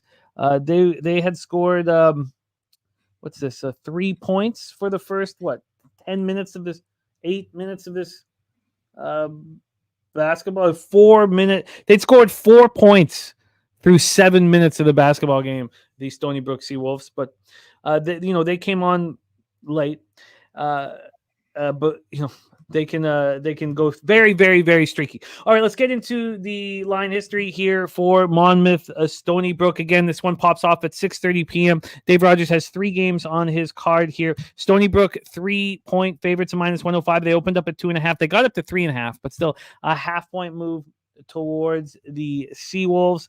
From a total side of things, we are sitting here at 143 flat. There are 143.5s out there. This opened up at 147, and it's actually at 142 now. This just dropped about 45 minutes ago down to 142, but is juiced to the over pretty heavy. But wow, a huge move towards the under, and a slight move to Stony Brook. JC now a member, and Kevin. Oh, and Kevin is a gold member. So Kevin now going to be in our horse races every Wednesday and Friday. And thank you, JC, for becoming a member of We Be Pubbin' and Pub Sports Radio. So let's take a look at the cash flow here for this one, and then hear how Dave is planning on getting paid. 31% of the tickets and 36% of the cash on Stony Brook. Lines moving towards them. 63% of tickets on the over. We have no other information there. Take it away for us, Dave. Monmouth, Stony Brook. Yeah, you really said it. Stony Brook, they're not a great scorer. Actually, they're not great on either side of the ball. 69.8 points per game. That's 253. And defensively, 73.8 points given up. That's 213. Again, that's out of 352 schools. At least that's what Ken Palm has. So just not a great team when you look at their scoring offense and defenses. But what they're doing is they're covering. They're 11-6-1 against the spread this year. They're 4-1 as home favorites, and 6-2 against the spread overall as the home team. Monmouth is also a very good team against the spread this year. 13-5-1 overall, 9-3 as a dog, 6-2-1 as an away dog. So when you're looking at a angle in this, as far as who's covering spreads, it's kind of a wash all the way across. They both are, and in these specific situations. When you look at Monmouth on defense, they give up 72.6 per game, which isn't good, but is still a point better than Stony Brook is. The difference in this game is going to be the offense. Monmouth has a much higher scoring, not much higher, but within about a possession, 71.5 points per game for them. But the biggest difference with their offense is their 3-point shooting. They're 37.3% from 3. That's 33rd in the nation. Top 5% there. Top 10% there. And Stony Brook against the 3 is very, very poor. They allow 37% shooting from behind the 3-point line, which is 335 in the nation. So the difference with all the washes, with the ATS stuff, and the defenses not being very well, the difference is going to be Monmouth has an offense that is much more potent than Stony Brook's, and I'm getting them as a dog, so I'm taking Monmouth +3. And you got it. I'm going to line shop for you on Monmouth +3, but let's roll into your next spot on the board. We already discussed this game, so I don't need to set it up anymore. Mikey Money moving on the Southern Utah Thunderbirds. Take it away. What's your plan for Southern Utah, Tarleton State? Yeah, I won't go too long on this. I'll just add to what Mike said. Mike was on Southern Utah, and for the same reason that I'm going to be on them, they're covering spreads, and Tarleton isn't. Southern Utah is 7-2 as an away dog, and as a away team in general. And Tarleton State, they're 1-3 as a home team and as a home favorite. And Tarleton State has not covered a favorite line of more than -4.5. So we're getting 6.5 here. We're getting outside 2 possessions with a team that's covering versus a team that isn't, albeit Southern Utah. Well, if you look at how Tarleton doesn't score points, but they have a good defense. Southern Utah scores points, but has a horrible defense. Even with all of that said, they're finding ways to cover. I'm with Mike. Tarleton State hasn't covered a spread this big as a favorite, and they're not going to do it tonight. So +6.5 for me, Thunderbirds. +6.5 at -110. There are 6s on the board now. So if you want to join the guys, Mikey and Dave, and I'm joining them as well, you might want to get on that earlier rather than later, because it looks like it'll be moving towards 6. All right, let's move on to the final spot on the board for you, Dave. Let's get this set up for you. We got some late night action here, and this was asked about in the chat. They were wondering about whether Long Beach State Beach were live here in this one. So let's set this up for our guys. UC Irvine, Long Beach State. We're at Walter Pyramid, Long Beach, California. We have UC Irvine having their winning streak snapped at UC Davis, 54-52 win for the Aggies at home. The Anteaters were 2.5-point road favorites, a very low-scoring game. UC Irvine shot just 14.3% from 3 and took the L. They now travel to the Long Beach State Beach, who just came off of beating Hawaii. That was last Thursday, so they've been off for a week. UC Irvine played last Thursday. They also played on Saturday, so a slight rest advantage for the Beach, who come off that 8-point victory over Hawaii. Let's get into the line history here for this one. We head into NBA on after this matchup, so let's talk it out here. We have UC Irvine -3 and -108. They opened up at -2.5. Interestingly enough, when this came out yesterday at BetOnline at 2:02 p.m., 10 minutes later, it moved 1.5 towards UC Irvine. So immediate action on UC Irvine. And also, when it moved to 4, it was -115 towards UC Irvine. So it looked like it was going to move more than that. That did not come to fruition. About 10 hours later, it moved to 3, but then it got back to 4. Then 3, 3.5, 3s. And now, unbelievably, we're back where we started. This 8 minutes ago at BetOnline, they just moved it to 2.5. So now the circle has complete. Shout out to Julian Cesario, now a PSR Gold member. I love it. Let's get into the now you are in the horse races, Julian. I can't wait to rock with you in San Antonio, my man. Let's get into the total for this one. This is sitting right now at 154. Opened up at 152.5, got up to 154.5. Now it's at 153.5. So we have a 1-point move towards the over, and now no movement all of a sudden on the spread. So let's take a look at where the cash lies and see if that illuminates anything for us here. We have, come on, so many games. Here we go. 89% of the tickets and 92% of the cash on Long Beach. Wow. And that was an immediate move to UC Irvine with only 11% of the tickets and 8% of the cash. Then you have 25% of the tickets and 60% of cash on the under. Take it away for us here, Dave. Big West action, and UC Irvine 6-1 in the Big West at the Long Beach State Beach. Floor is yours, my man. Yeah. UCI Anteaters 13-6 on the year, 6-1 in conference. They just suffered their first conference loss. You mentioned they were on a 6-game win streak. They got beat by the UC Davis Aggies. And Long Beach State, the Beaches, or 49ers, the Beach, whatever their name is, they change. You can never tell. If you go to Google, it's one thing. If you go to ESPN, it's the other thing. Long Beach State, 12-7, 4-3 in conference, which usually isn't how Long Beach State ends the year or going into conference play. Usually they'll have a very difficult out-of-conference schedule. We saw them play Michigan and USC. They beat them. Actually, both these teams beat USC, which maybe means that's not such a quality win because USC is way underperforming, but either way, but they're not having the success they have in conference, while Irvine is enjoying what I think is unexpected success in conference. But the tail of the tape for this is Long Beach State is very good at home. They always have been. They still are 7-1 their last 8 straight up at home outright. And I don't always follow year-to-year trends, because in basketball you have transfers, you have one and dones. These aren't those teams. You're not getting a lot of NBA talent from UCI and Long Beach State, so you can follow some of these trends. These guys stay 4 and 5 years at these schools. And UCI is very, very bad against Long Beach State and at Long Beach State. They're 2-8-1 their last 11 against Long Beach State, and 1-5 against the spread in Long Beach. Maybe they don't like the smell of the baby diapers floating in the bay. I don't know. But they're just not very good at, against Long Beach and in Long Beach. And when you I did have 4.5. Now I'm seeing 3.5 and 3s. I got 4.5. So we have outside. We can still get outside of a possession. So with all that being said, with a strong home court advantage, I'm on the Long Beach State 49ers/Beaches/ whatever they call them.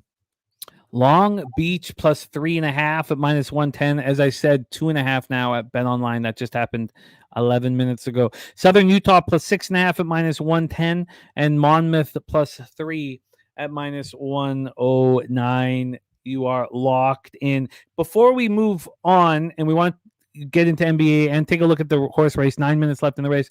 There were some other spots here. We had our guy Joe T not only give us his best bet, but drop a dono for us. We love you, Joe T. Thank you for all that you do for us. He's on Dakota State, North Dakota State, St. Thomas over 137.5. Ronnie and Bergie on Quinnipiac -4.5, Grand Canyon -1.5, and he is on the other side of us in that Hawaii UCSB spot. He is on UCSB, UC Santa Barbara at +4.5. Morgan Spooner gave us Vermont money line at +108. Says Vermont owns the American East, winning 19 straight, 8-2 versus this UMass Lowell team. 4th winningest program in Division I since 2016, getting plus money. That is from our friend Morgan Spooner. Smooth J gave us the smooth balls play of the day, Albany, Maine over 149.5. Matt Thompson gave us St. Thomas -6.5. And thank you to all of you guys who care so much about putting your action in the chat for the greater good, for us to beat the books. It means a ton to us, and it's what makes the show special. Dave, thank you for rocking with us. We have a huge weekend ahead of us. We'll be live for both of the football games on Sunday, and they are monster football games. I'm so excited about both of them. Dave, picks from Dave YouTube channel in effect this evening with Nerd Talk, and let us know what else is going on, Dave, and thank you for joining us. Any last words for the Capper Sport in the show? Nope, you said it all. Nerd Talk Wednesday through Friday. We start at 6:45. You can watch Mike's show and then tail it into that. That's on my channel, Picks from Dave on YouTube. But shout out to the chat. We love you guys. Thanks for the new memberships and all the love and plays. Jimmy, thanks for the show. Ramon, thanks for all your hard work. And we'll see you on Sunday. We will. There he is, Dave Rogers. And Coach Minton saying he's leaning Long Beach State plus 3.5 at home, leaning that way. And Chase J says this could be Detroit Mercy's night. So they can give Milwaukee a game, he thinks. Kent Davies, Kent is on Vermont, UMass Lowell, says money line's going heavy today to UML, but you can get the -1.5. Still spreads moving fast at most books. All right, it is time to move on to NBA. I thought NBA was so easy yesterday, but I didn't sweep the board, and I expected to do that. Could have handled it a little differently. Timberwolves first quarter cash. Timberwolves first half didn't. I live bet the -4.5. That was crazy. At halftime, -4.5. Are you kidding me? Bucks first quarter -2.5 cash. Bucks first half -4 cash. It was very simple. Very simple, and it worked. 3-1 plus 1.95 units, and I needed it. And I did not perform well in hockey or college basketball, so I needed it badly. So let's get right back in to NBA basketball and bring on the star of Thursdays here on Betting with the Bag. Please welcome from Los Angeles, California, Mr. Darryl Rice to the show. Darryl, how are you, my guy? Yo. What is good, Jay, man? Always, always, always, always, always, always good to be back on Thursdays to sit and talk ball with you, man. I got a quick question for you. Yes. if I sent you my bets on any other day besides Thursday, do you still track them, or is it just Thursday's show? If you have to put the action out live for our followers, friends, and fans and family. Right. So I would just put it out and just because the thing is I was looking over 2 bad weeks in a row here, but swept the board yesterday. Had some pretty good days this week so far. So I was wondering if I could kind of sneak that in there. But yeah, it has to be out in the world for our pub sport radio followers to rock with. That's so man, yeah. As I always say, man, any day on this side of the grass is a good day, Jimmy. It's peace and love to you and everyone in the chat, man. I'm happy to talk some ball today, even though to me, I don't really like this card. What do you think about it? Well, we had Joe Biden on earlier. That's funny. He gave us Lauri Markkanen over 35.5 points, rebounds, and assists. And then Trump had to get his say. You know, he was a little didn't want Biden to get all the love. And Trump moved on the Knicks plus 2.5. Yeah. So we have had Trump. We're aligned, though. Trump and I are aligned. Are you serious? Nice. That's funny. Yeah. So, and we're going to be tracking Biden and Trump, see who delivers here on this one. And Troy Torrance says he's stolen the saying from you, Darryl. So you're any day on this side of the grass is a good day. So we got that going on. We also have our horse race coming right down to the wire. 4 minutes and 10 seconds left in this horse race. Subhuman Gaucho and Browns Hughes. Browns Hughes looking strong here with 4 minutes to go. So let's set this game up. Just set it up, and then we'll come back for Darryl's analysis. So let's set up our first spot on the board here, and you can actually keep up the race. Keep the race up there. We'll set this up with the race up there. That's a good idea, Jose. 7 p.m. Eastern is where we start. The Philadelphia 76ers 29-13, 12-7 on the road at the Indiana Pacers 24-20, 13-9 at home. And there's our guy Juan Ruiz upgrading his membership to PSR Gold. I love it, Juan. It feels like it was so long ago where we were all partying in Miami together, man. But very thankful to get to meet you in person, and hopefully you can come to San Antonio. That's where we need you back in action, San Antonio. But thank you so much, man, for upgrading to PSR Gold. You are now in the running in our races as we move forward here. So Sixers, Pacers here, Gainbridge Fieldhouse in Indianapolis, Indiana. Philadelphia 5-0 over their past 5. Of course, they won 6 straight, playing at 26th fastest pace in the league, 95.9 possessions a game. Indiana, 11th fastest pace. We've seen that pace slow with Halliburton out of the lineup, 1-4, 99.5 possessions a game. And that 133-123 win at home over the Spurs on Monday night for the Sixers was very special. Embiid went for a franchise record 70. Pacers coming off their third straight loss, 114-109 at home to the Nuggets on Tuesday, and they played hard. You know. Let's take a look at the line history for this situation. We'll talk about injuries and all of that as well. 2 minutes left in our horse race, so we're going to get over there to track the final furlongs over there. But here we go. On the spread, we have Indiana right now at Pinnacle plus 5.5 at minus 113. They opened up at plus 5, so it's a half-point move towards the Pacers. From a total side of things, we are sitting here at 238.5. This opened up at 237. It dropped, and then it started climbing again. So we're at 238.5, and it is juiced to the over. And when we get to the cash flow for this spot, our first game on the NBA slate, we have 42% of the tickets and 72% of the cash on the Pacers. Line's not moving towards them. 70% of the tickets and 95% cash on the over. The line is moving in that direction. So that is where we stand for Sixers Pacers. We are going to go to the final minute and a half of the horse race, and then we will hear what Darryl's plan is for Sixers Pacers. We have 1 minute and 26 seconds left. Who's going to pick up $50? Now you better be American if you want 50 American, because you're gonna get paid. Oh yeah, you're gonna get paid. And by the way, shout out to our friend K Wolf, who is Kevin. By the way, And unfortunately, K Wolf, on Thursday you're just not eligible for the money because you're French Canadian. But Fridays and Wednesdays you're in, K Wolf. No, So don't worry. I think K Wolf. Jose, you make that sound so racist. K Wolf has. Oh, Kelly McInnes is right. He says it cost him U.S. funds to be a part of this. That's a good point.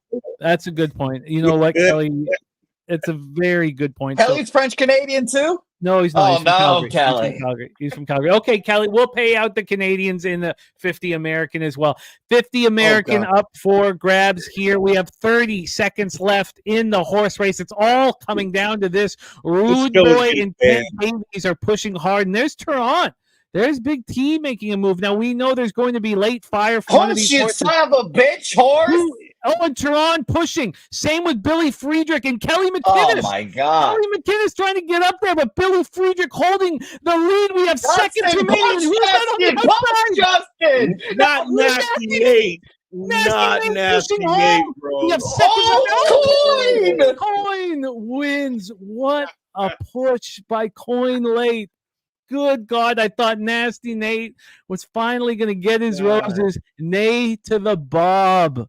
Nay to the Bob. If Look Nate at that. Won, he would have spammed this chat with 4-leaf clovers. I tell you right now. Coin is it. Wow. Cashing it. And I got to see this a little closer to make sure I can get this try. The try here, Coin, Shaber, Calmer is the trifecta. Exacta Coin over Ian Shaber.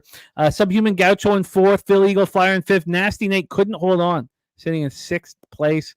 Impressive performance here by Coin. He wasn't in the running. I mean, he just came flying late. A ton of late pace on Coin, and he gets paid in full.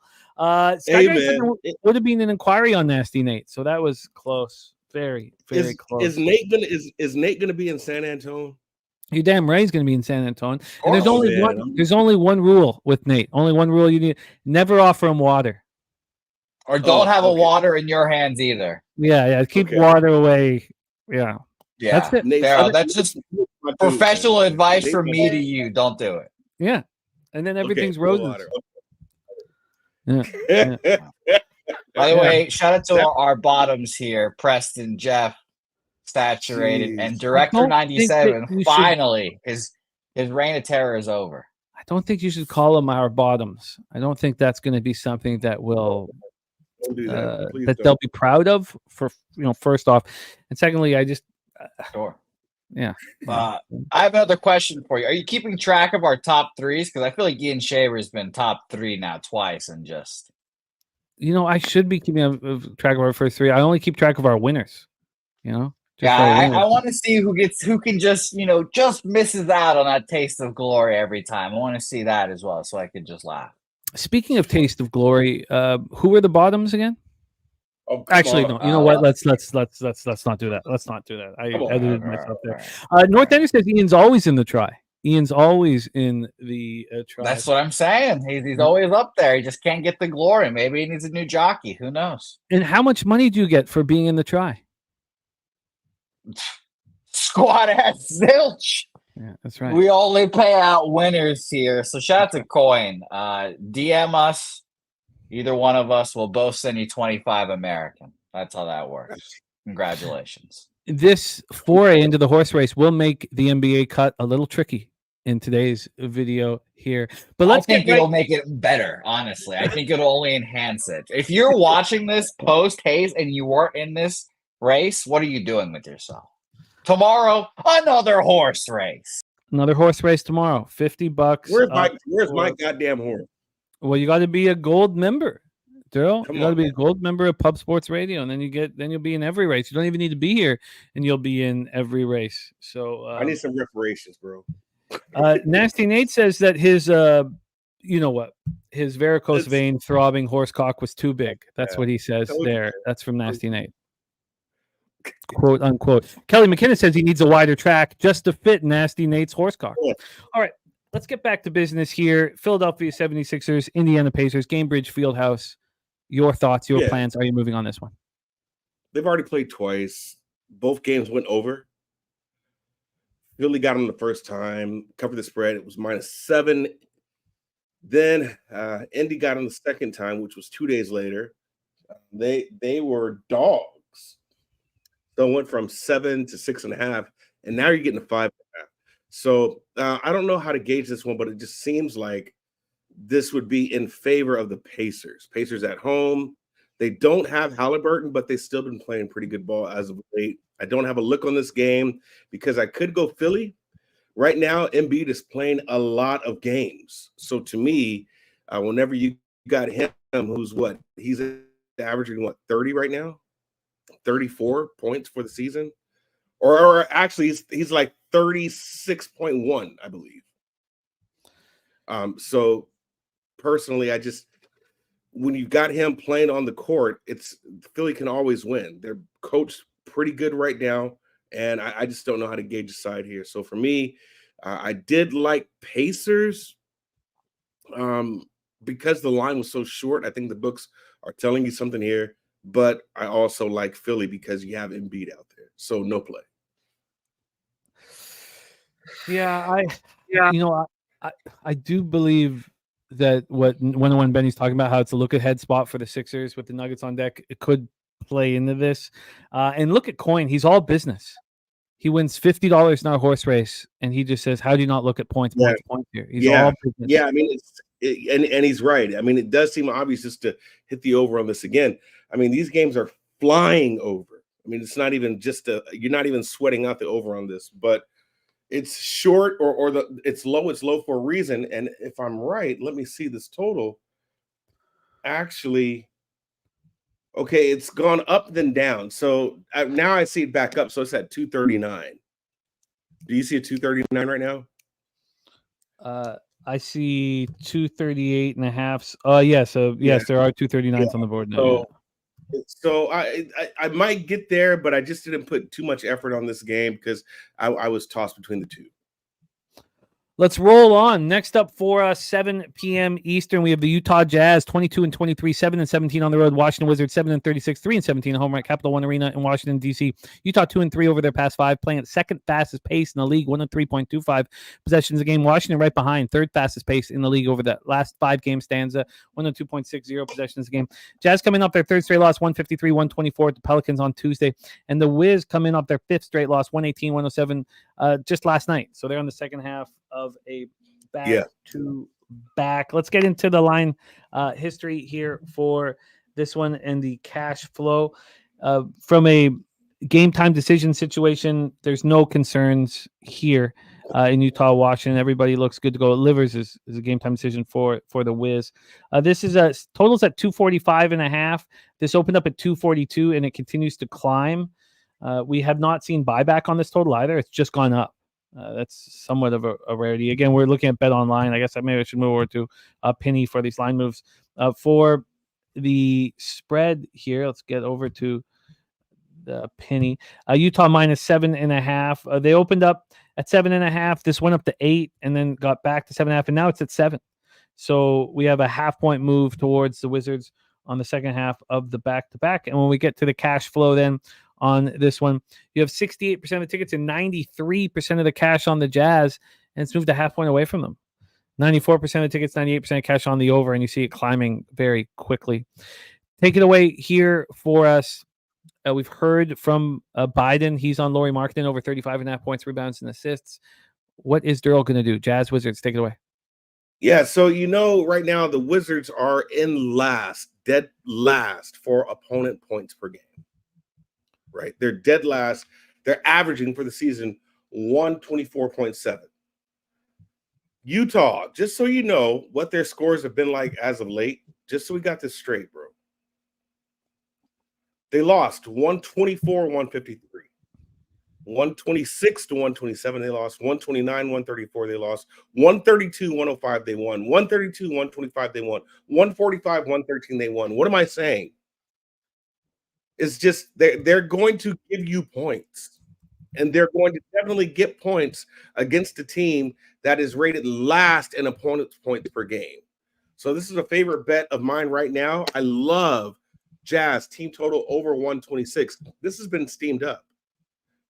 I want to say it was sitting at 124. I wanted to step on it last night, and I didn't. But yeah, 126.5 right now is probably my favorite play, even though I've missed the steam.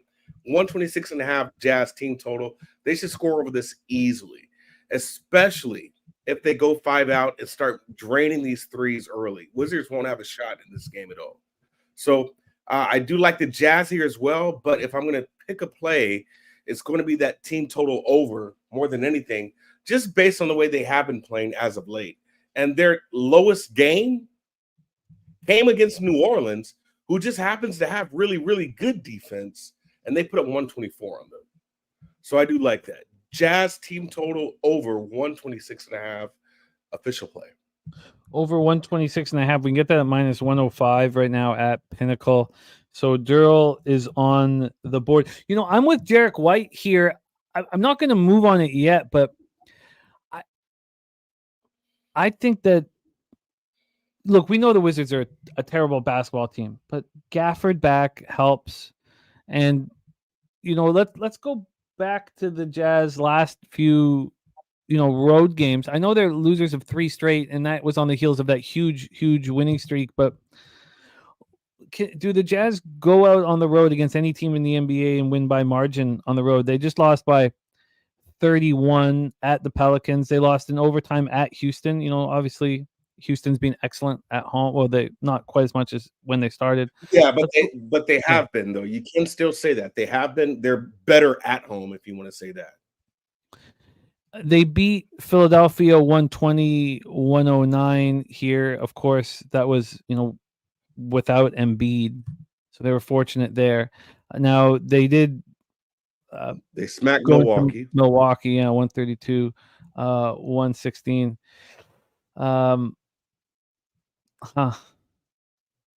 Yeah. And yeah. This is what I'm looking at.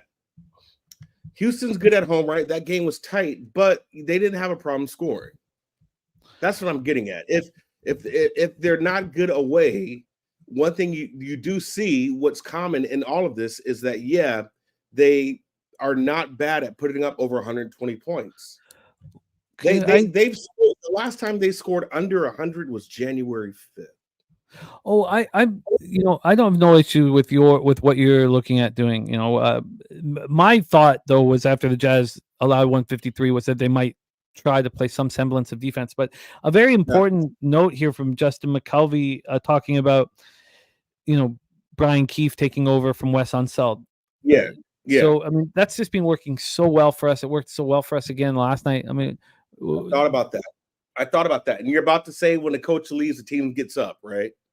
Yeah, I mean, it's the ROI on it really, and I've talked about it often, creates just almost a blind betting situation.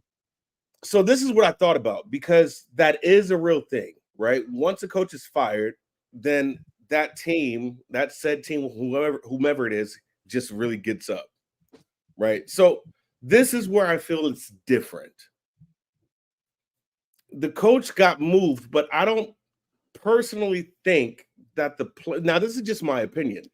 I don't feel that they had a damaged relationship with the Wizards and that coach versus Adrian Griffin getting fired and having a completely damaged relationship with the Bucks.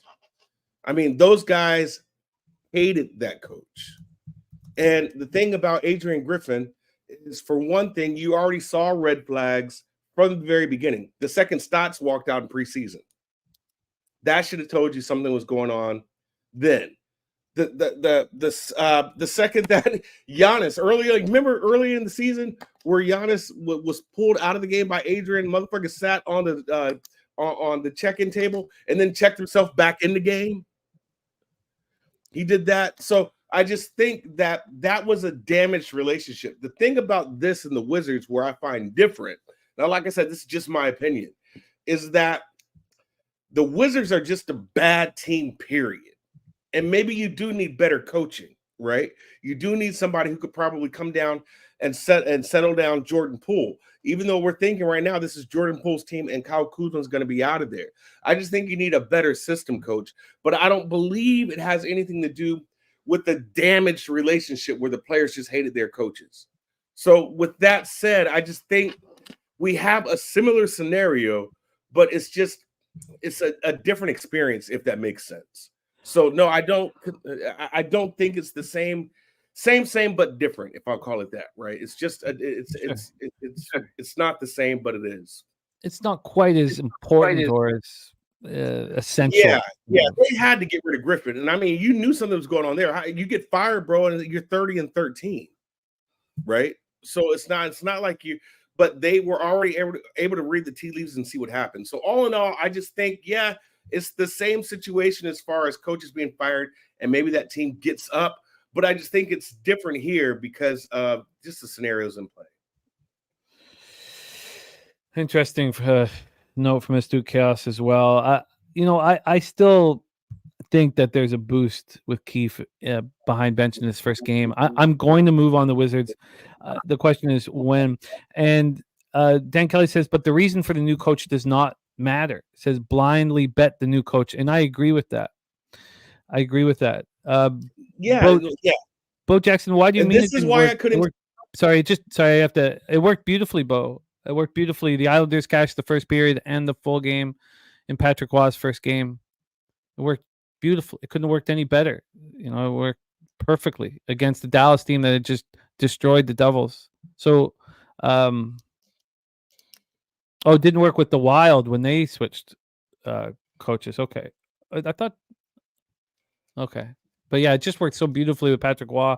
The theory is a blind bet theory in my estimation, Bo, and we don't need to agree with these things at all. But it cashes nonstop, and that once in a while where it doesn't cash, it shouldn't be a jump off the boat spot. Sorry, I interrupted you, Darryl. No, you're right. I was just looking at Sly Astute's comment. I was trying to read his comment, but yeah, that's.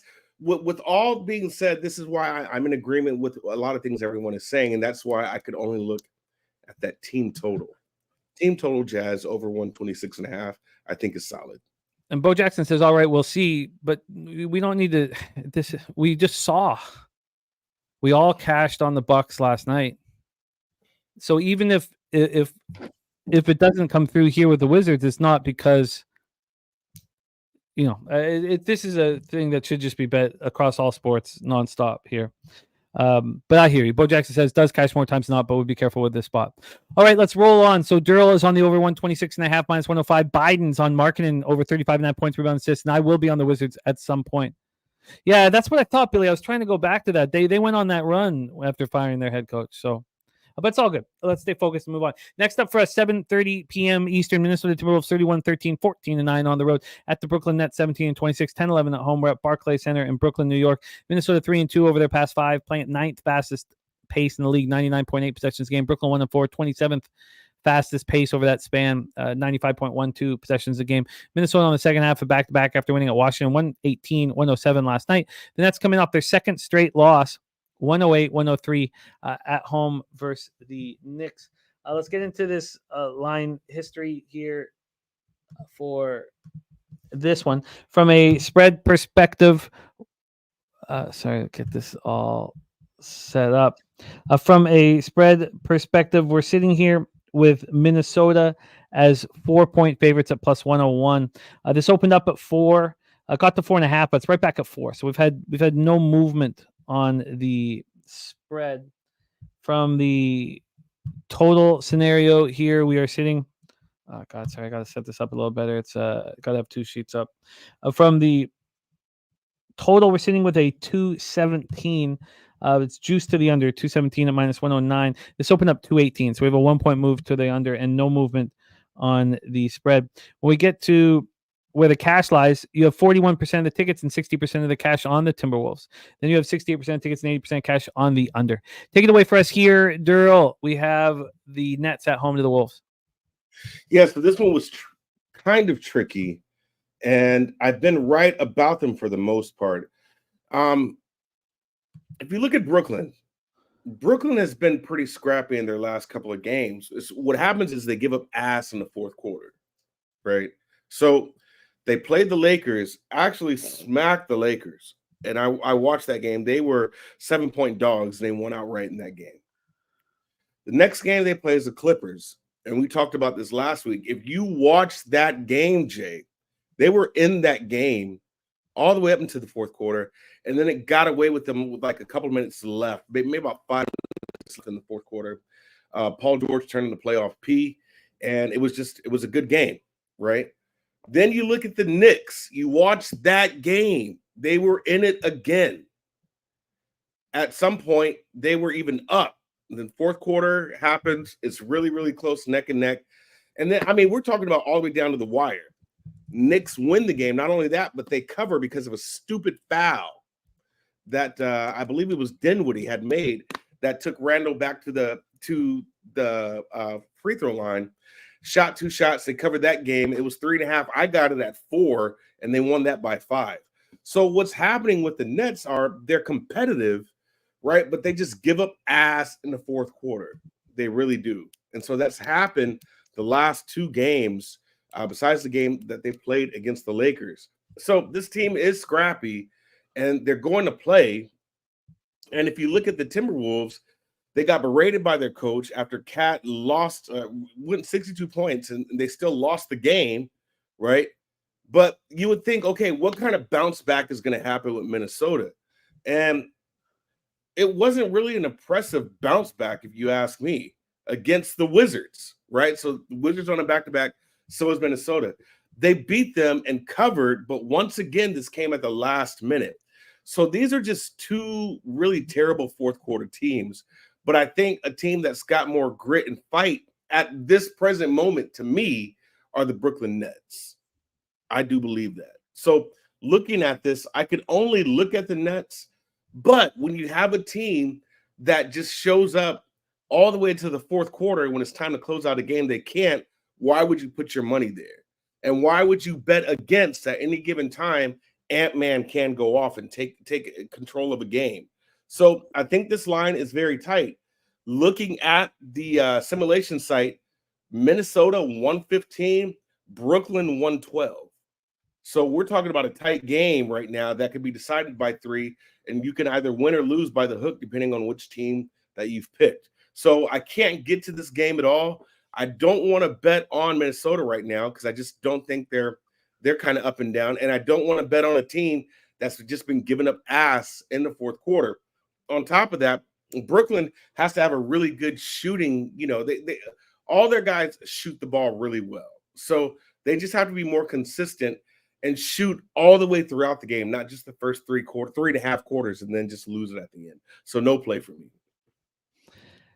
Yeah, I don't find it an appealing spot either. So let's roll on to the next spot on the board. And we've had a lot of love for this game. Sammy Comer gave us Heat +8.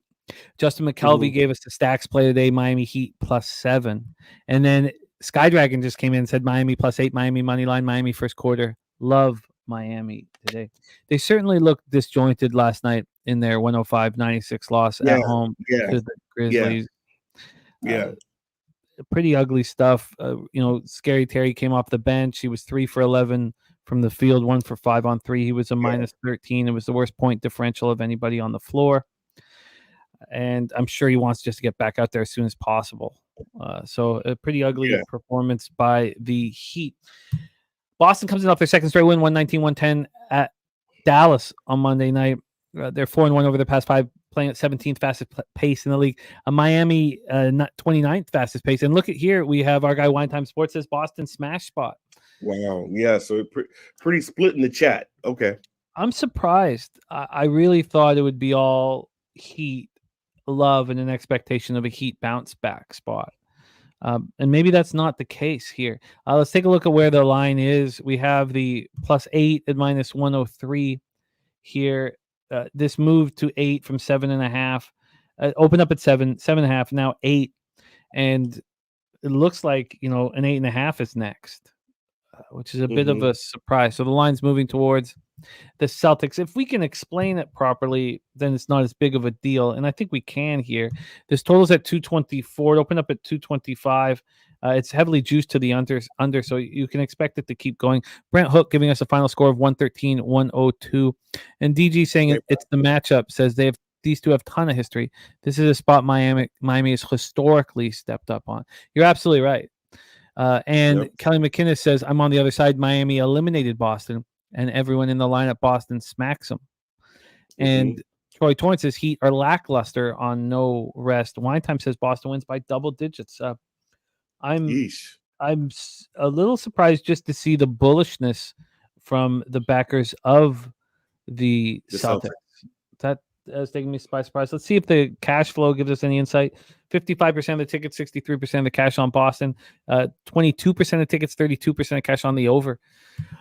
I had planned on expecting a bounce back spot on the Heat. Chase J says no Hawkes, no bet. Let's hear what Darryl has to say. Take it away, Celtics Heat.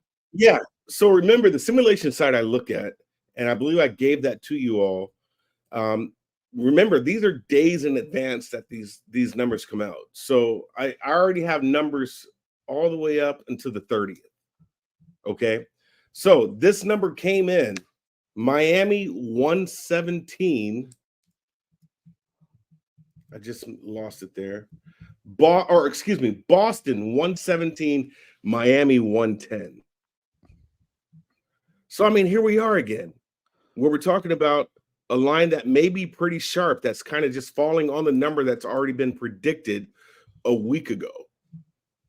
And you can make arguments for both sides. These teams are very familiar with each other. The Heat does get Boston in the playoffs, and they cook them pretty good. They go 7 games. At the same token, I mean, the Heat isn't doing anything right now. And if we're going to talk about the epitome of look ahead, is that what happened yesterday to the Heat playing against Memphis, who's got like basically nobody out there? You got Vince Williams going off. You know what I'm saying? So you lose to Memphis. You don't even put up 100 points against Memphis. Terry's also got some history with Boston, right? So is that a game that they did not even care about yesterday because they were looking forward to this game? Right? If they win this game tonight against the Boston Celtics, Jay, I promise you, that will be the epitome, prime example of a look-ahead spot with Miami Heat and how they played against the Grizzlies yesterday. So all in all, you can make cases for both sides. I really don't know how to cap this one here, to be honest with you, because the Heat could come out on fire and just really get at Boston. They're familiar with them and know how to play them. But at the same token, they're just so fucking trash right now.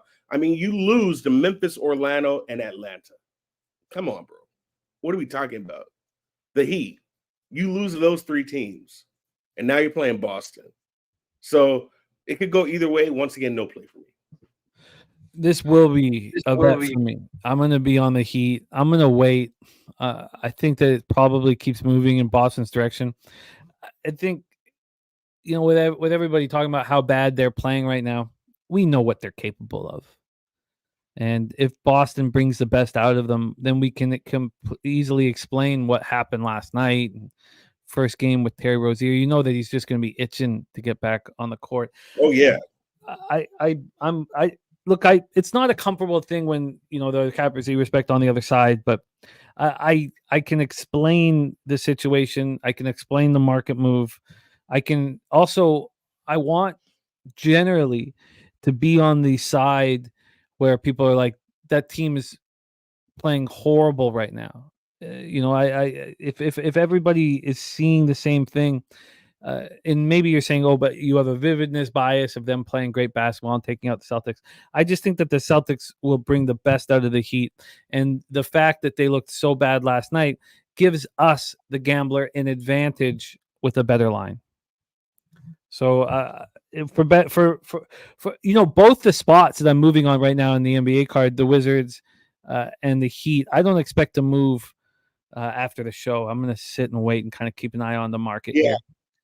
And like I said, there could be a case made for either side, but I mean, to give it some kind of, you know, context here, Miami was a 9-point dog last game, and they've been losing these games. How they've been losing them against terrible squads, and you have a shorter line, so that could rest your point there. I think it's gonna be a really fun game to watch, and I think they were embarrassed, and they can't wait to get back, you know, in the building tonight. So I'm going to be on the Heat, but I'm not going to bet it after the show. Let's move on to the next ball on the board, 7:30 p.m. Eastern. This is where Trump came in and gave us the Knicks plus 2.5. We'll be tracking Trump's action. Yeah. Denver Nuggets 31-14, 14-10 on the road. At New York Knicks 27-17, 14-5 at home. We're at MSG in New York. Both teams 4-1 over their past 5. Both teams playing at a similar pace, bottom 5 in the league.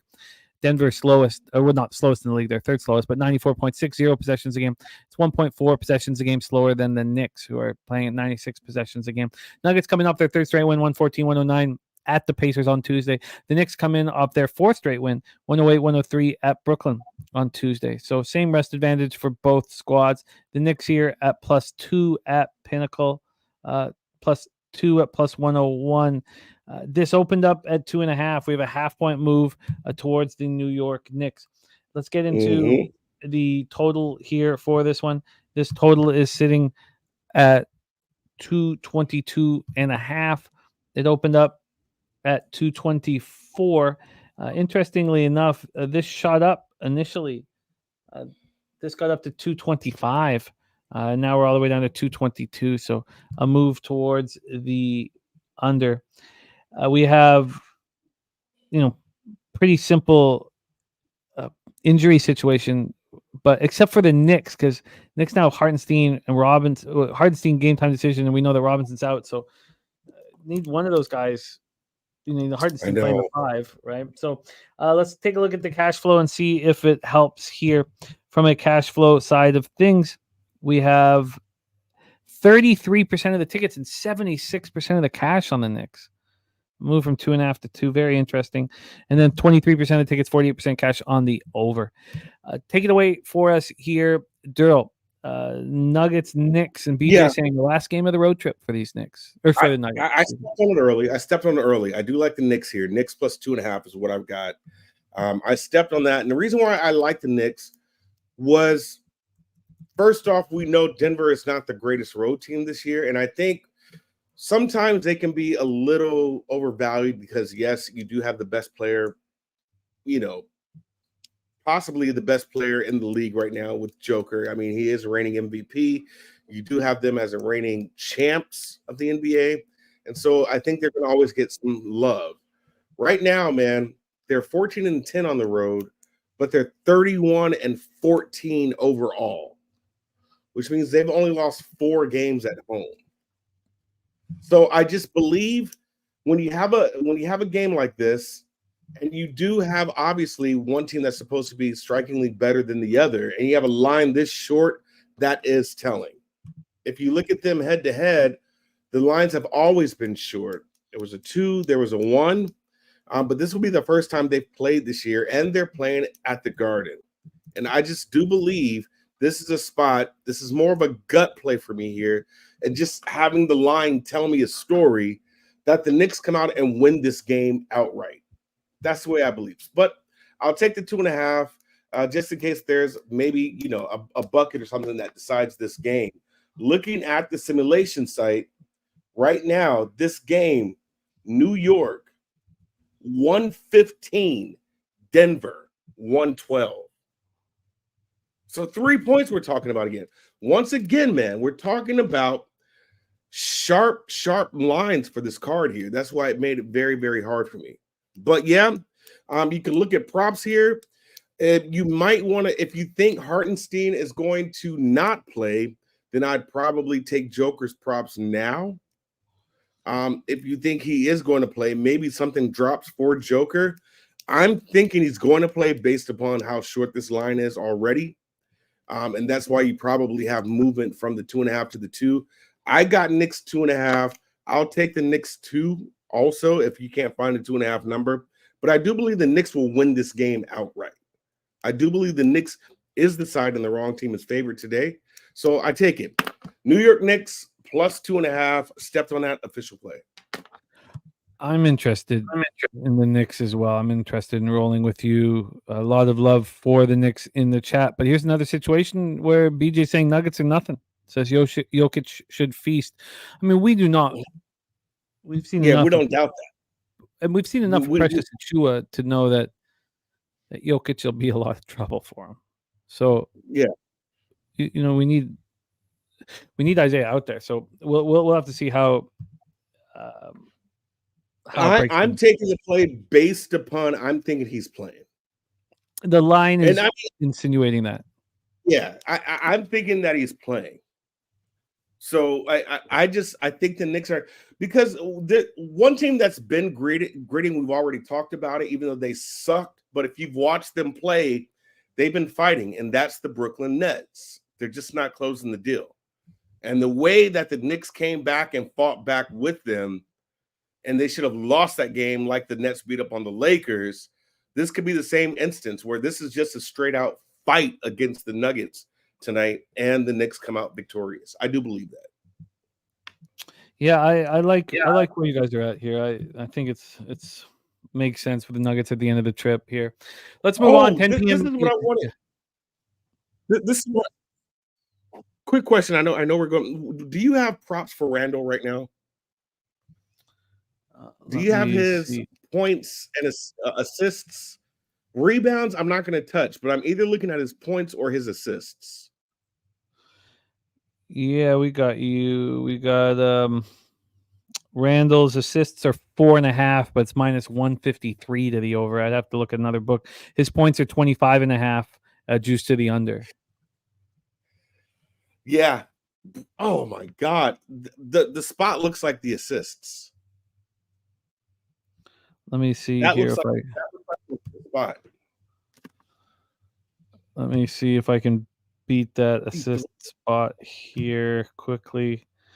Player prop, assists. That's just so expensive. That here is. we have wow. I bet 365. They're keeping it at 4.5. It's minus 170 to the over. Yeah, that's telling you something right there. That they don't want you to play it, but that's also saying that shit's gonna hit. I'm going to an over-under, and I'm going to tell you right now, Jimmy, I think I'm going to play that.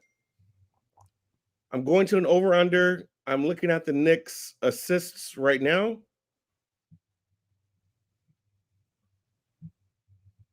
And I'm going to see if I can ladder this. For Julius. For Julius. Okay. Okay, why don't you look into that while I set up the next spot on the board. Here we go. Next up for us, we have 10 p.m. Eastern. Sacramento Kings 24-18, 10-10 on the road. The Golden State Warriors 18-22, 11-11 at home. Make America great again in the chat. He missed Trump's breakdown on the Knicks, but it's nice to see you. And let's roll. Chase Center, San Francisco, California. Sacramento 1-4 over their past 5. Not playing very good basketball. Playing at the 5th fastest pace in the league, 101 possessions a game. Warriors 2-3, playing at the 12th fastest over the last 5 games, 99.4 possessions a game. The Kings snapped their 4-game losing streak with a 122-107 win at home over Atlanta on Monday. Warriors are on the second half of back-to-back after defeating the Hawks 134-112 at home last night. Jarek White on Sacramento money line. Let's take a look at the line history here for this one. We have the Warriors at home +2 at minus 106. So the expectation here for the Warriors is Chris Paul, Gary Payton, and Moody out, and that's it. Everybody else will be back in business here. From a total standpoint, we are sitting here. Here we go. We're sitting here with the number at 242.5. This opened up at 240.5 and has just climbed. We're now at 242.5. We get to the cash flow here for this one. We have 53% of the tickets and 73% of the cash on the Kings, 43% tickets, 95% cash on the over. Make America Great Again. His Warriors had to put everything into that game last night after the long layoff. Absolutely right. Yes. Take it away. What's your plan? Yeah, so Golden State 119, Sacramento 118. Come on, man. So I don't know if there's a fucking wizard doing this simulation site, but like I said, these are numbers that were a week ago, right? So for all that being said, it is Rivals Week. We do know that Sacramento would like some get back. Remember, I do believe they went 7 games against Golden State, and Golden State got them. Sacramento's taking a huge step back, losing some serious games. I think this is their second game this week, if I'm right, because they had a little layoff and didn't play again until Monday. all in all, I don't like this game. I don't. And I think Make America, the MAGA said it right in the first place. That game that they played yesterday, I mean, you even saw Clay crying. They gave it their all. They really did. And they're still at home, so they didn't go anywhere. I don't know if that momentum is gone or if it carries over into this game. I'm not sure. I don't know how it works. So all in all, I'm not on this game. I don't know. I couldn't get a good read. I really don't like the way Sacramento's playing right now. You could probably look at some props here. Maybe look at the young bull, Keegan Murray. But other than that, no. And I'm stepping on Julius Randle's assists. I got it at over 5.5 at plus 114. All right, Darryl on J. Randle assists over 5.5 at minus 114. You are in business. Let's talk about the final game here on 114. Sorry, say plus again? 114. Oh, plus 114. Beautiful. Okay, that's beautiful. Let's get you that plus 114. Thank you. Sorry, that's a very important difference. Chicago Bulls 21-24. I'm leaning towards the Kings, and I don't know if I'm going to get there. I need to sit with this expectation of their energy here in the back-to-back, second half back-to-back. Bulls Lakers here, crypto.com. Lakers 16-8 at home, but a game under 500 overall. Chicago 3-2 over the past 5, playing at the 17th fastest pace in the league, 98 possessions a game. Lakers have slowed down. They were playing the fastest pace in the league a couple weeks ago, but they're 3-2, playing at the 7th fastest pace, 100.7 possessions a game. Bulls had their modest 2-game winning streak snapped on 115-113 loss at Phoenix on Monday. They looked pretty good in the loss. Lakers coming off their second loss in 3 games, 127-116 at the Clippers on Tuesday. And at this point now, with the Lakers, of course, the Brow and LeBron are game time decisions. Always. Reddish and Vincent are out. Zach LaVine is out, which makes the Bulls more appealing. And the problem is Williams is a game time decision. And he's been very good this year. You definitely want him in the lineup. Let's take a look at the line history here for our final spot on today's show. We have the Lakers minus 4.5 and minus 104. That's exactly where they open, to a T at Pinnacle. For a total side of things, they're sitting at 229, juice to the under. This opened up at 227, climbed up to 229.5, stuck at 229.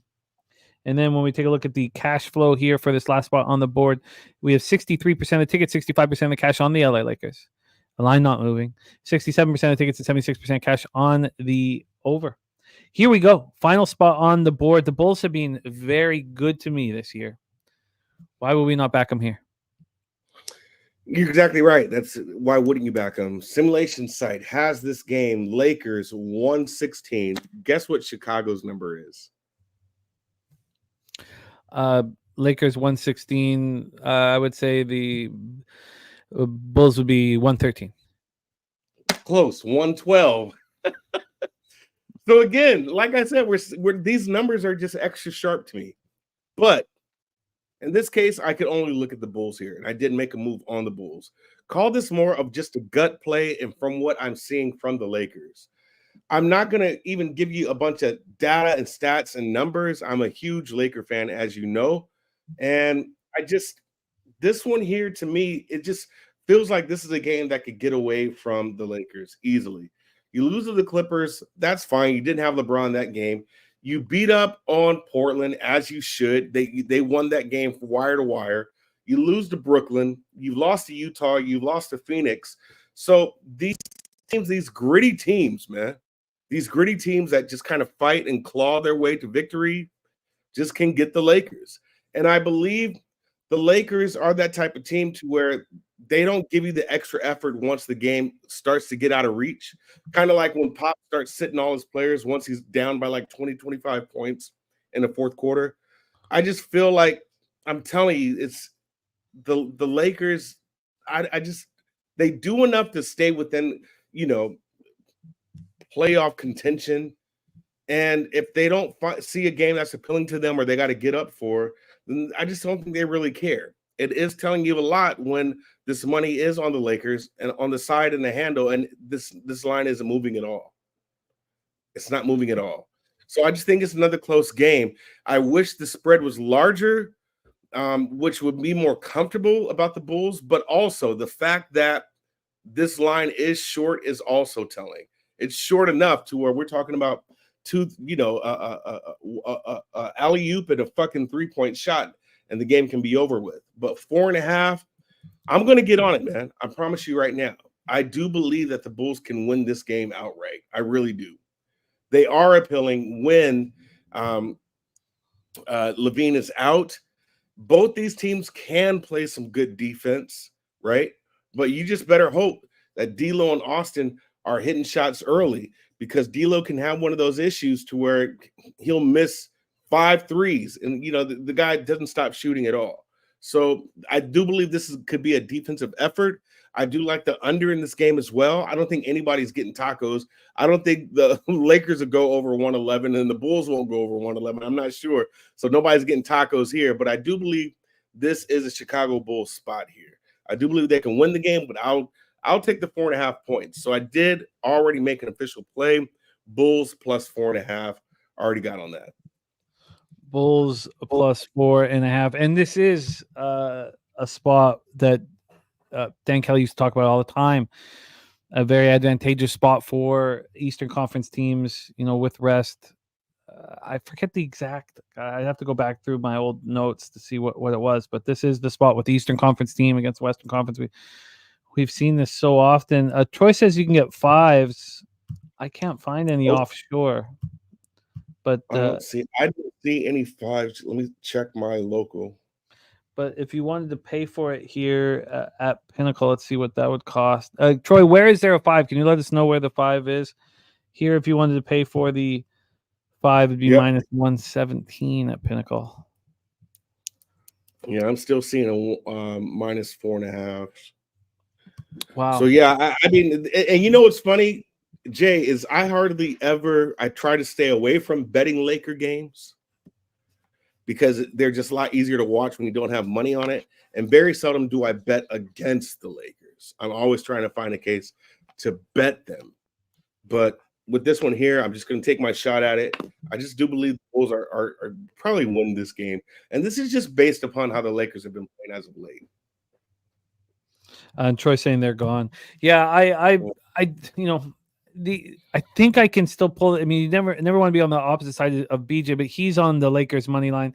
Lakers win this with a last second bucket, and we still get paid. So we still get paid. Yeah, I mean, we could both get paid here if he just took the money line. I mean, Lakers money line right now is mine. I've got my local at a $1.88. So it could go either way.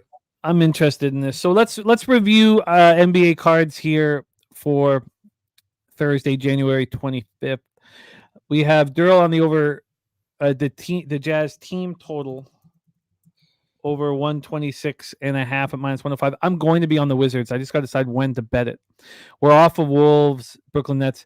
I'm going to be on the Heat. Again, I'm going to wait at this point. Darryl's on the Knicks plus 2.5 and Julius Randle over 5.5 assists. I'm joining him on the Knicks. And then I do have interest in the Kings. I want to spend a little more time on it, but I agree with this idea that they expended a lot of energy in that.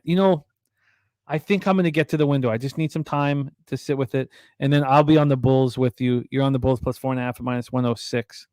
JT leaning to that first quarter over 56, and this just in. Raptors quickly missing the Clippers game with right thigh contusion. Thank you for letting us know. It is important stuff.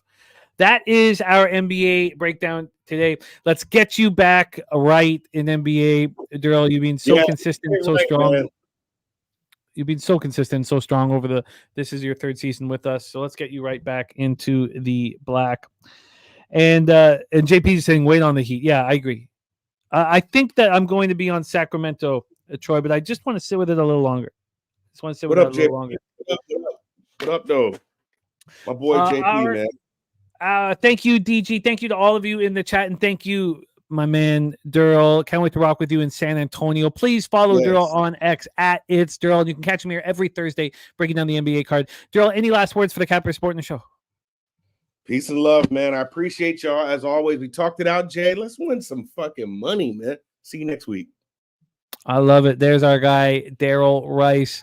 Let's get that cash. Let's do exactly that.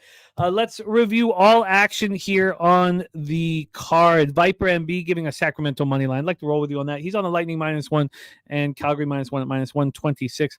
I'm on the Islanders -1 at +111. That line's moved heavy against me. I expect to be on the Senators here shortly. I'm on the Red Wings -1 at +122. And then I'm going to leave off those other dogs, the Predators, whom I like, as well as I kind of like Carolina. I'm going to stay off of that spot. What was the other dog? The Senators, the Predators, Senators. Oh, the Jackets. But I'm going to move on the under 6.5s in both Columbus, Calgary, and Chicago, Edmonton. Then in college basketball, Ronnie and Berger gave us Quinnipiac -4.5, Grand Canyon -1.5, and UC Santa Barbara +4.5. Our guy Joe T, best bet is North Dakota State, St. Thomas over 137.5. Those best bets been cashing easy. Then Dave Rogers gave us Monmouth +3, Southern Utah +6.5, Long Beach +3.5. Jay Smooth gave us the Smooth Balls play of the day, Albany, Maine over 149.5, and Matt Thompson gave us St. Thomas -6.5. Then more from our guy Mikey Money. He gave us the under 142.5 in Georgia Southern App State. He gave us North Texas. I'm going to roll with him on that. He's on the under 142.5 in UNC Wilmington Northeastern, and he's on Wilmington -2.5, which got me off of Northeastern. He's on Oakland -3 at -109, which got me off of Green Bay. I'm going to stick to when these things correlate for me to get that cash. And Billy Friedrich looking at Sacramento Kings and Sacramento State moneyline parlay. There's our guy Mikey Money in the house. Justin McKelvey, respect, man. We love you, dude. Love cabbing with you. Grand Canyon -119 for Mikey Money, and he's on Southern Utah as well. I'm going to join him on that. He's on Arkansas State +5. He's on Oregon first half and full game. I'm going to join him on first half, and he's on the Dons +9 full game. I'm joining him on that. Also going to join him on Hawaii. So I'm going to have a lot of action with my guy Mikey Money. We got to put a bow on this show, and I'm on the 1s and 2s right now. Jose had to bounce, and so I'm on the 1s and 2s, so it might be a little clunky as we go home. I apologize if you hear my son crying in the background. He is concerned with our Chicago Bulls action. Very, very concerned. He does not like us fading the brow. He loves the brow. He's got his own brow that he brags about all the time. Mikey Money, Mike, Billy Briz, Campbell Moneyline in the early game. North Ender, Troy Torrance, Justin McKelvey, Billy Friedrich. Thank you for all you do for us, Billy. Kelly McInnes, the chosen one. Real Deal, Prime, Skydragon, Jay Peasy, the voice you hear to start all of our shows here at Pub Sports Radio. Top Crocodile in the house. Make America Great Again. Nut Flush, Allen, Andrew G, Brent Cook, Nasty Nate, Johnny K, Chase J, Sly Astute, my guy Astute Chaos. We got Bo Jackson, great group. BJ, Voodoo Ranger, thank you all for being a part of the show. Truly, we have nothing without you. I got to go pick up Bella, so I'm not even going to be able to get these bets in for 30 minutes, which, I don't mind. It kind of, yesterday I handled it better because then you sit with the plan. I'm sitting there waiting for, I'm going over all of my action, and then I come home and bet with authority and with confidence. So I like that. Thank you guys so much. Again, thank you to Biden and to Trump for gracing us with a best bets. We'll see how they bang out. And thank you to you guys. Truly, we have nothing without you guys. So let's go out there and let's get that cash on behalf of all of us at Pop Sports Radio. Thank you so much for your support, man. Let's go out there and milk these motherfucking bookies. Let's check. Hey, those bookmakers, milk that shit. Milk it.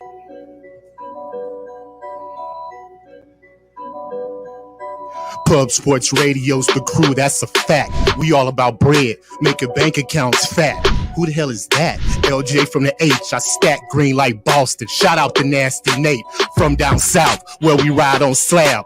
420 highway smoking with that boy Dabby Cab. Swing by Dallas with them Cowboy fans so we can smoke out J Money, cause you know that's our mans. Us against the bookies, put money in our pockets. Fly out to Vegas, meet up with Ski Profit. Hit the sports books, we got money to stack. Can't forget them college picks with that boy Conor Mack.